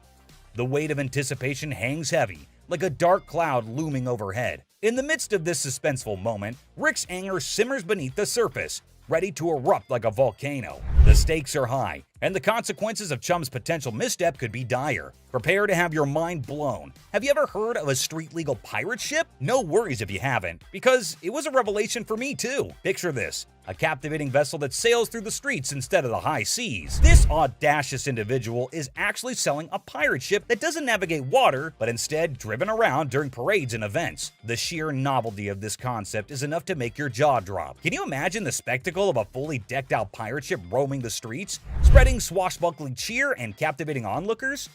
It's an unconventional twist on the nautical adventure, where imagination takes flight on wheels instead of waves. A fascinating change that challenges traditional boundaries and sparks the imaginations of all who encounter it. For a ship, you can actually drive 60 miles an hour on the highway. This is awesome. In a moment of anticipation, Chum captures a picture of the pirate ship and eagerly sends it to Rick, seeking his seal of approval. It's no secret that Chumlee's heart is set on acquiring this extraordinary vessel. However, Rick's response reveals a familiar pattern. He doesn't always share Chum's level of enthusiasm. Despite Chumlee's unwavering excitement, Rick's support wavers, casting a shadow of doubt over Chum's aspirations. Nevertheless, amidst the uncertainty, Chumlee embarks on an unforgettable adventure on the ship, immersing himself in a world of whimsy and joy. The pirate ship becomes a catalyst for moments of pure bliss as Chumlee discovers a sense of freedom and exhilaration that he has never experienced before. It's a testament to the power of chasing dreams, even in the face of skepticism.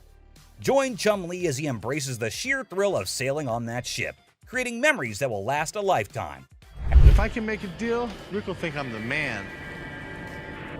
As the wind tousled Chumlee's hair and the weather played its part, a symphony of elements converged to enhance his adoration for the float even further. Each gust of wind whispered its approval as if urging him to embrace the exhilaration that danced in the air. The perfect weather conditions seemed to align, creating an enchanting atmosphere that heightened his connection with the pirate ship. With every passing moment, Chumlee's affection for the vessel grew as if it were infused with magical essence. In the midst of it all, Chumlee savored the joy and freedom that enveloped him, cherishing the sensation of pure bliss as he sailed through the streets on the ship that had captured his heart. As Chumlee eagerly awaits Rick's response, hoping for validation and support, his heart sinks when he reads the crushing words that appear on his screen. Rick's text delivers a blow that pierces Chumlee's enthusiasm, leaving his spirit wounded and his dreams deflated. The message, like a dagger to the heart, shatters the joy and optimism Chumlee had been clinging to. The heartbreaking reality sets in as he realizes that Rick's words don't align with his own deep-rooted passion for the pirate ship. It's a moment of profound disappointment as Chumlee grapples with the stark contrast between his own excitement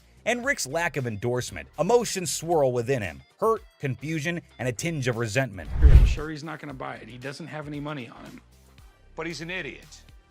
Amidst the tangled web of desires and concerns, Corey possesses a keen understanding of Chumlee's nature. He recognizes that once the request to abstain is made, Chumlee is unlikely to proceed with the purchase. In this aspect, Rick's fears find resonance in Corey's assessment. The rational part of their minds acknowledges the validity of Rick's concerns. Even if Chumlee were to succumb to impulsive desires and make a foolish decision, the stark truth remains. The price of the pirate ship far surpasses his financial means. It looms above his allowance like an insurmountable hurdle, a barrier that cannot be breached without dire consequences. The clash between longing and practicality creates a dilemma that Chumlee must confront head-on. Will he heed the warnings and let go of the unattainable dream?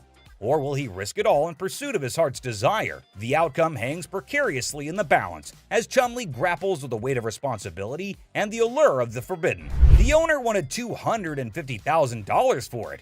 Man, that is a little too much. The last bargain he could agree on was $190,000, man. That is still so much money. Chumlee was so sure that Rick would want to get it, until he checks his phone. Do not buy the float. That was Rick, my boss. The man had been driving Chumlee around all of the efforts and explaining it. And all for what, man? Just to get rejected on a text message? Whatever. Oh, sorry, man. Man, I really feel so bad for Chumlee. Everyone gives an attitude to my boy here, and he just takes it all. Well, enough of Chumlee.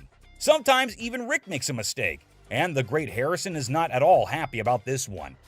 A captivating scene unfolds as Bill strides into the store, his presence immediately catching the attention of the Pawn Stars crew. In his possession, he carries a Wells Fargo strongbox, an intriguing artifact that exudes a sense of mystery and historical significance. As if that weren't enough, he adds to the spectacle by unveiling antique balls and chains, further piquing the curiosity of everyone present. Bill, confident in his offering, sets the price at a hefty $2,000. A sum that raises eyebrows and sets the stage for a fascinating negotiation. We got a Wells Fargo strongbox and some antique ball and chain. Okay, you do have a... The anticipation builds as the Pawn Stars team contemplates the value and potential of this unique collection.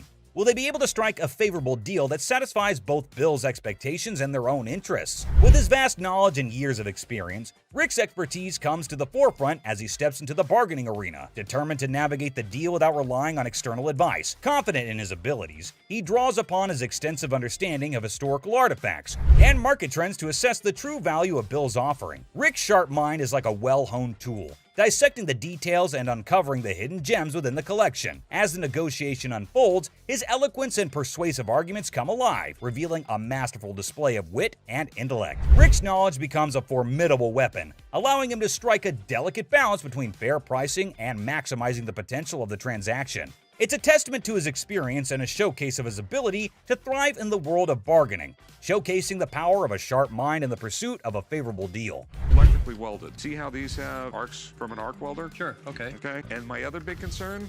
As Rick utters the phrase "other concern," a flicker of suspicion dances in his eyes, indicating that there may be more at play than just the handcuffs. His discerning gaze scrutinizes the items within the Wells Fargo strongbox, sensing something amiss. What could it be? A forged antique? A replica masquerading as a genuine artifact? The anticipation mounts, and the negotiation takes an unexpected turn as Rick dives deeper into his investigation. Determined to unveil the secrets concealed within the box, Rick further adds that the box might actually be real, but the stuff in it is absolutely not. So that made him a little concerned about it, to which the man explains that the stuff was not in the box. He just kept it all in there. You always see a Wells Fargo strongbox and an old Hollywood Western, so this will definitely get a lot of interest from collectors. The bargain started at $1,200, but hey, we know Rick. He is damn good at bargains. He finally sealed the deal at $450. But obviously, we need a piece of expert advice over here. Mark, the man with all his knowledge and his beard, is called back to the store. Have you already bought this? That sounds bad.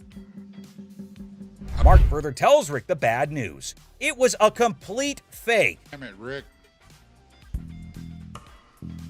Looks like Harrisons get pissed off on this show, but hey, another day, another lesson to be learned, right? Kicking off with this episode, which is sure to give you quite a jolt.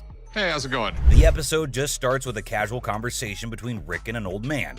But look what he's got. Yes, my friends, you just laid eyes on an 1884 Colt that was used in the Wyoming Range War, also known as the Johnson County War. Goes with it. There's nothing like a good book after a good shooting. That's what I always say. And not to forget the book that comes with it. I mean, you gotta keep the rare flock together. Rick, as usual, begins his quiz, asked a whole lot of questions before investing his money into something that a normal person would have bought in a heartbeat. So how exactly did you get the gun? My father got this from the great-great-granddaughter of Fred Koch. Are these many questions ever asked while I go to sell something antique? Maybe. How would I know? I've just gone to the shops to buy something, never to sell anything. But wait, it seems like he practiced it the whole night, answered all the questions like a pro. That man did better than the rest of us would do in our lives. Tough college times. Wait, what did my eyes just witness? Rick narrating the whole Wyoming Range War story. Basically, large cattle barons feuding with really small cattle ranchers. The small guys were stealing cattle. It felt like a whole history lesson to me. I must say, Rick does have some insane knowledge about antiques. The way he narrated the whole thing was nothing less than an informative history class. Not gonna lie. Moving further, we see Rick's intelligence as he checked all the details provided on the document just like a professional would. This is a 45 caliber. This is a 45 caliber. It's a 5.5 inch barrel. That's a 5.5 inch barrel. With this line, when you throw on a personal story that actually ties a cowboy to a gun, that's the kind of thing collectors love. I can see he clearly knows how to hit the proper note. But when you throw in a personal story that actually ties a cowboy to a gun, that's the kind of thing collectors love. Without a second thought, the man quoted $55,000 for the gun. What do you think? Are Rick and the old man on the same page? Well, for you to know that, you have to continue watching. I'd like $55,000. $55,000? And obviously, before getting such a huge amount out of his pocket, he wanted a second opinion on the matter. for which he called an expert. Get someone down here, he'll tell me if it actually belonged to this guy. To be honest, I really don't get it. How can one identify if it's original or fake by just looking at some words written on a piece of paper? Anyway, who am I to say anything? What we have here, it's really hard to make that connection. Some facts were served right there. Like clearly, who else if not Rick would know more than for how much something like that goes in his shop. And you know, Pawn Stars is all about who bargains best to make the most profit. So let's see who gets to cut the cake tonight. And just when he thought things couldn't get crazier, Rick dropped the price and set his bet to $1,500. And all that effort went to waste right in front of your eyes. Yeah, I'm just not gonna be able to do that. I think maybe I'll see if I can maybe get some more Providence. That was pretty obvious. No one would want to sell an antique for this measly amount of money. Definitely not a very profitable deal. And with that deal went flying Rick out of Rick's hands. But in this next episode, this person walks in with a really interesting gun. But how interesting? You're about to find out. Yeah, it's like something James Bond would wear. Yeah, right. You just saw that, huh? But that's not out of a James Bond movie. That thing is as real as it gets. What can I help you with? I'm here to sell my ring pistol today. Well, you know how a gun never stays in the shop for long, be it whatever shape or size. But this thing is something I've never seen or even heard of before. Have you ever seen a pistol ring? Boy, you're looking at it right now. This is something definitely worthy of adding to the antique collection list. Come on, you have to agree with me. Everything about this pistol ring is antique, from loading it to the trigger to its hammer. This thing is a killer. Literally. You know what? If I ever went undercover on a mission, I would definitely carry this cute little devil. James Bond, we just found your vibe. And I know Rick would agree with me too. Yeah, that man seems very particular about the price he's going to ask for that dangerous ring. I'm looking to get $9,000. I'll use it to buy some of the things I collect more often. I personally would wear that ring everywhere. It's an all-in-one combo, kind of a hidden treasure who can double up like your personal bodyguard. It's unreal how cool this thing is. But hey, did Rick just contradict me? Wear them just for fashion. Damn. Rick has got a good sense of humor, not gonna lie. Seriously, getting hit by that mini pistol ring would definitely hurt your ego hard, man. It's also seriously a gun. I mean, it would really hurt getting shot with this thing. And oh, I kid you not when I say that the man clearly did his homework right. He literally asked for $9 grand in the blink of an eye. I mean, that piece truly is a showstopper. But that expensive? Damn. A $9 grand. They're pretty rare. So what happened is that the deal took an intense turn, and Rick, being the smartest in this show, had to prove it. So before finalizing the deal, he wanted a bit of expert advice. I mean, that's always better than regretting later, right? So let's see what the expert had to say about this antique pistol ring. The European gunsmiths, they were making all kinds of little weird things. This is the Imperial Protector. Basically, looks like this tiny mean machine has taken down quite a few people in the past. So it must cost a bomb. But let's hear it from the expert himself. For $11,500. Okay. Thanks, Tony. I really appreciate it. Whoa, I never expected that. $11.5K? That's crazy. And just look at the size of that thing. That thing is golden for sure. But as you know, Rick plays by his own rules, and I'm curious to know what he has to offer. I'll give you $3,000 for it. No, can't do it. Okay, so Rick is trying to settle the deal for $3 grand. But bro, that's like not even half the price the seller asked. Do you think the man will accept the offer?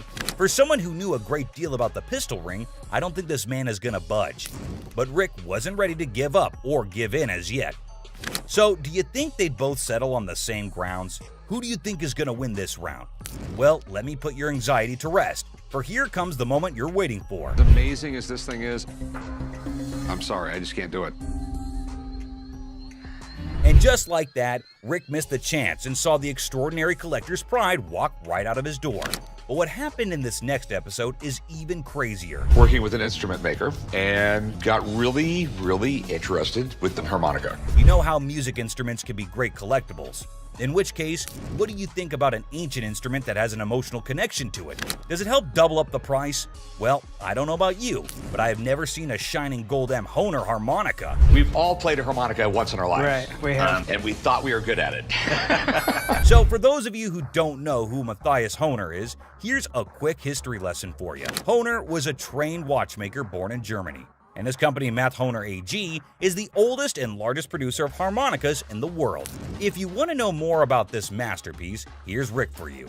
So apparently the watchmaker was so blown away by the piece that this is what happened. So he saw the writing on the wall, but he was also working with an instrument maker and got really, really interested with the harmonica. Rick's knowledge never fails to amaze me. There's no question that he is a master of his job, and his trade skills are even better. But is this going to be a jackpot or a lost cause? Before Rick states his price, he found a problem with the musical piece. We get in the ballpark. Okay, all right. It's plastic, and it's not in the greatest shape. I don't know, it's not too bad a shape. The cardboard's coming off. Oh no. That's going to majorly affect the price of this beautiful piece right here. So while the seller was holding on to a grand $500, what Rick pitched was unbelievable. Here's $75 for it. It cost $75. Wow.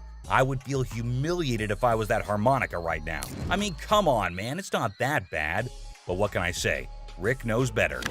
And the seller wasn't ready to back up, and even had a genuine reason for it. $1 to fill my truck up with gas right now. I can't take 75. I find the man reasonable. The least you can do is compensate his gas. But as you know, there are no emotions involved in business. Rick's not taken aback by anything, and sticks with his price, but he failed to grab the deal. I think he wouldn't mind much though, because the harmonica was plastic, and it was also peeling off in some places. So sadly, the seller needed to go back home with the broken instrument, and he couldn't even make enough money for gas anyway. Next up, we got this interesting thing that you'd never expect at a pawn shop. The guy just pulled in the parking lot with a boat he wants to sell. So Chum and I... Yes, it's a freaking boat! What you're looking at is a 1958 Sea Flight Glastron, and this is no common sight, y'all.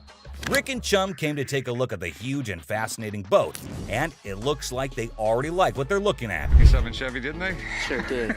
Is it a convertible? And how could something start without Chumley's irrelevant questions, right? Like always, he was more worried about the boat being convertible or not. Well, Chum, you definitely cannot expect everything to be fancy, okay? Despite that, I can't help but love Chumley's confidence. Meanwhile, the seller has made up his mind to demand a hefty $10,500 for the boat. Let's hope he can make just as much from the master of negotiation. And this time, the item in question was a timeless beauty, created in 1958, standing tall, defying the effects of time. Whoever maintained it surely did it with the utmost care and dedication. Great work right there, but I think someone is already getting busy coming up with the numbers. It looks just like the 57 Chevy I got for the old man's birthday. It's definitely tempting because Rick's already deciding how he was going to pitch this look-alike a 57 Chevy. this Glastron boat is awesome, but boats are tough to sell, so it has to be a home. Like he already said, boats are money pits. I mean, nobody would want to keep this huge boat in their homes as an antique. Quite rare, as the word suggests itself. But this seller is definitely giving Rick tough competition. With all that USP knowledge he was throwing about, he came in here ready to face the pawnbroking world. Do you know why? Because it was a little 17-foot boat. No, because it was fiberglass. No more wood boats. Wood boats were moving out. But what happened next was totally unexpected. 10-5. In an unexpected turn, the owner of the boat bravely revealed a startling price tag, $10,500. Wow, that's crazy. What do you think Rick is gonna do? Will he buy it or break it? I don't even want to make you an offer. There's too much work that's got to be done for me to make anything. Did you see that? Rick didn't even make an attempt to convince the donor to accept a lesser price. But that's exactly what the show is all about, expecting the unexpected. But you cannot miss this museum piece that just made its entry into the shop today. A man brought in an ancient coin, a portrait of Julius Caesar from the month before he was assassinated. Well, I have a coin here. It's a portrait coin of Julius Caesar from the month before he got assassinated. But before that, quick history lesson. Did you know Caesar was the first living person to be depicted on Roman currency? Back then, this honor was only reserved for the gods, so you can imagine Caesar's position in the society. So you know that having him on a coin is quite exclusive, and any historical coin collector would be yearning to get their hands on this coin. Would do what was necessary to preserve the Republic. Okay, and no matter what he did in office, Rick was taken in by the intriguing offer, and his sincerity came through, creating a favorable environment for a possible deal. Rick, though, sticks to his strategy since he was logical. As you know, the man is a smart specialist who always seeks professional advice before taking major action. But let's see what the price on offer is. how much were you looking to get out of it? I want $4,400, please. Okay. I like this man's confidence and how he's so adamant about the asking price. Exactly the way it should be. The style is correct. Everything is right. Okay. It's perfectly genuine. The expert's analysis is giving us a ray of hope with each passing second. So let's see what the experts have to say. $1,500. Retail? Retail. Wait, what was that? $1,500? Are you kidding me? I thought that coin was a big deal. But what just happened? It's ridiculous. I mean, sometimes you can never explain how things turn out to be in the pawn world. Just like this episode where a man walked in claiming to have a 1951 Yankees team signed ball. 1951 Yankees team signed baseball. For those who may not know, the New York Yankees of the 1940s and 1950s were the most dominant team in baseball history. They won 10 World Series titles only between 1947 and 1962. Including their 5 consecutive World Series victories from the 1949 to 1953 season. However, things have now taken a turn, and the glory remains in history. Coming back to the item in concern, the seller also claimed that the ball had the signatures of around 22 to 23 Yankee players from around that time, and out of all of them, it had the signatures of Joe DiMaggio and Mickey Mantle. At about 22, 23 signatures on The year 1951 holds a special place in baseball history, as it was Joe DiMaggio's final season and Mickey Mantle's first. Also, Yankees won their 14th World Series that year. Buckle up, because this episode is sure to amaze you. My grandfather went to a game in 1951 with my mother and received The seller said that it was his grandfather who managed to get this iconic baseball. According to him, his grandfather went to a game in 1951 with his mother and received the autographs from a friend of his that was involved with the team. Well, sounds fair enough to me. Baseball doesn't really mean a lot to me. It's got some family heritage, but it's a baseball. I wonder why so many people want to sell something that has an emotional connection with them. But the seller's reason behind selling such an iconic ball seems pretty fair to me. This would be perfect for the company softball game. Chumley, I'm fixing to hit you. Charlie was trying to play the fool, but Benjamin remained unaffected, steadfastly focused on the business at hand. Benjamin saw nothing but the business and got right back into it. I don't trust this guy. I don't trust nobody. Especially when they're trying to sell me. Benjamin, I can feel you totally. It's not like we don't trust anybody, but it's always better to be sure when there's a ton of money involved. No doubt the expert had to be called in. I do believe that this is a genuine 1951 Yankees baseball. Whoa, it looks like there's some good news for the man, and we might see some bills going out of the shop. But wait, don't be sure. You never know when the deal goes south. I think $3,000 is a reasonable amount for the ball. With audacity that leaves me breathless, a staggering demand of $3,000 was quoted for the ball. And it's quite obvious as well. After all the authentication and the proof, anyone would ask for that kind of money. They fired about $800. But wait, what? Benjamin just quoted $800? That's it? No one would sell it for that much, Benjamin. But he was in this business before most of us, and I assume he'd know better. So these were some of the times deals got out of hand on Pawn Stars. So which one of these intrigued you the most? Let us know in the comments down below. And don't forget to subscribe for more such videos. And I'll see you in the next one. Until next time, guys. Take it off. Take it Seth, easy, what are Seth. you Please, doing? take it easy. What are you doing? Seth! Seth! Ashley has pushed Seth too far. Something's gotta change. Hang on, cowboy. Oops, fire. Ladies and gentlemen, hold on to your seats. In a thrilling episode of Hardcore Pawn, a car in the parking lot finds itself in a rather heated situation. No, we're not exaggerating. You'll see. We were really concerned. Your car's totally on fire right now. Shouldn't we try to get a hose over there? It's right underneath those power lines, which is our power lines. It's burning so bad that it's gonna burn the electrical wires. We call 911. Rich is directing traffic. It was right next to our power lines. What are we supposed to do? Isn't that a chaotic scene that feels right out of an action movie? However, in the middle of all the frenzy, check out this guy. You won't want to miss this. As his car's in flames, this guy is pulling out his fire helmet, his fire jacket, fire equipment. I'm thinking, what the is going on? All right, dude, this thing's starting to go. Now we got to come up with another plan. That's going to cut up those power lines. Les, it's time to act. That fire could get worse. How about grabbing your phone and dialing 911? You know, to keep things safe and sound. Makes you wonder what these guys go through. He's inside of the hood like it's nothing at all. because of the wonderful effort, the Detroit Fire Department, they saved the day. There's a recall on that card. I haven't taken it in yet. You were stupid. You were stupid. That was a bad day for not to take in your car for a recall. The toilet. All right, who's in the mood to take a big dump? If yes, these two ladies have the 1955 rare toilet. What? Here's the unusual bathroom adventure. How much do you want for this toilet? $400. They don't make them anymore, and I saw a pink one online, and they wanted $600. Seth lays down the law. In case you missed the memo, we don't do toilets here, so these ladies might want to flush their deal elsewhere. How about $50? $10? Oh, my goodness. Really? Well, I don't want to put it back in the car. I know this is a crappy old toilet. Paying $10 to get under my brother's skin is all worth it. Ashley sure knows how to annoy her brother, but this time, she might have taken it up a notch. Anyway, just have a look at how he decides to take care of the toilet deal. Would you like to double your money? Who wouldn't? Here's 20. Meet me outside. See you out there. Bobby J, bring it this way. Take it easy, Seth, please.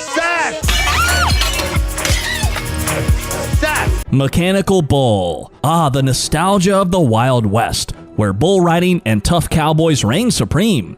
But it seems like someone didn't get the memo that times have changed. It's time to get with the program, people. Girl, we're trying to sell our mechanical bull. Why do you have it? We had a Western-themed restaurant bar before, and that was the theme. We put the bull into the bar, and now we've recently remodeled and changed themes, so now we've got to sell the bull. Well, slap on those cowboy hats. We've got ourselves a scene here. But seriously, who's taking bets on whether they can wrangle a decent price for that rodeo-style bull riding? How much do they cost? They cost around $15,000 to $20,000. How much do you want? $15,000. If I was to buy this brand new or buy this used from you, it's the same price. Rental companies rent these out for $750 a day. There's a lot of revenue potential. So $2,000 wouldn't tempt you. $2,000. Oh dear, it's quite a sight to witness these macho men taking their bull back home, but hang on, because Ashley just might have a surprise up her sleeve. $3,000 right now. $45. $31. $39, you pack it up. That's my bottom dollar. $34. I can't do it. Sorry, good luck. Casket car. You won't believe this one. A man seeks to part ways with his unconventional ride, a casket car, hoping to strike a deal with the pawn shop. I kid you not, to watch for yourself. So explain to me why you bought this? Well, we're really into Halloween, and it's basically the ultimate prop. I mean, our house is decorated, completely inside and out all year round. And by far, I believe this is one of the best vehicle we've ever owned. It's an everyday car for us. Well, Halloween enthusiasts, just let me know if it's the ultimate prop or not. But just wait, aren't we all curious if there was something inside the trunk? 30 years old, it's still pretty good. Are you selling it with the coffin? Yeah, we could do that. I mean, obviously. Is that a fake coffin? No, this is a real coffin out of a funeral parlor. Did it come with the casket? No, I gave it to my wife on Valentine's Day. Really? Oh. Things took an unexpected spooky turn. What's going on here? Maybe it's time we shift our attention from the creepy casket dummies and focus on the deal at hand. How about $1,500? What? Are you joking? He sees the value in a classic car. What's it gonna do? How about 25 with the coffin? Wait. You're really seriously? Thinking about it, yes. $1,600. How about 18? $1,650. No. Monster deals. Yeah! Horse. Gather around for an interesting story, folks. We've got a woman who had taken her horses to the nearby pawn shop in the hopes of getting some fast money. What an unusual move. Whoa, Yeah, watch out. Watch out, we're coming. Wait. Wow, I haven't seen it all. It's a donkey too? You take him? Let's go. Please. Okay, I'll meet you right out there. Let's head outdoors, folks. Those horses might get rowdy in the shop. And guess what? It's not just one horse. Take a look at this scene. I don't know how she did that. She was pretty good. So we got a donkey, we got Pony. Pony and a horse. Do you have a saddle? Head down, girl, saddle. Do you have a towel? Okay, I'm done. I'm done. This is the one we need to buy. It's not that far of a fall. Our pawn queen seems to fancy those pony sparkles. Time for some horse trading, folks. Let's see if a fair deal makes it way into the picture. I'll split the second one with you. 125? Yeah. Okay. Oh my God, I just bought a horse. The kids will have fun. I think the family will have fun. I think I should start to learn how to ride it. That was really crazy. You know, I never had horses in the store before, especially on a stripper pole. Now I'm glad we ended up buying it. Hovercraft. That's awesome. Thanks, man. Well, it does look like a grown-up street. And where we're at, right? Obviously a pawn shop. So it's gonna be a hard sell. I do $7 grand today. I mean, it's sweet. There's no question about it. I like it. Unfortunately, I don't think I'm gonna be able to help you out with that. Boxing kit. Take 600 for it. 400 bucks. No, can't do it. 450, 60, 70, 500. Very much. I appreciate it. Redneck, who said cycling was only a part of childhood. Not for this man. He brings in a super stretched redneck tricycle with a gear shifter that doubles as a beer tap.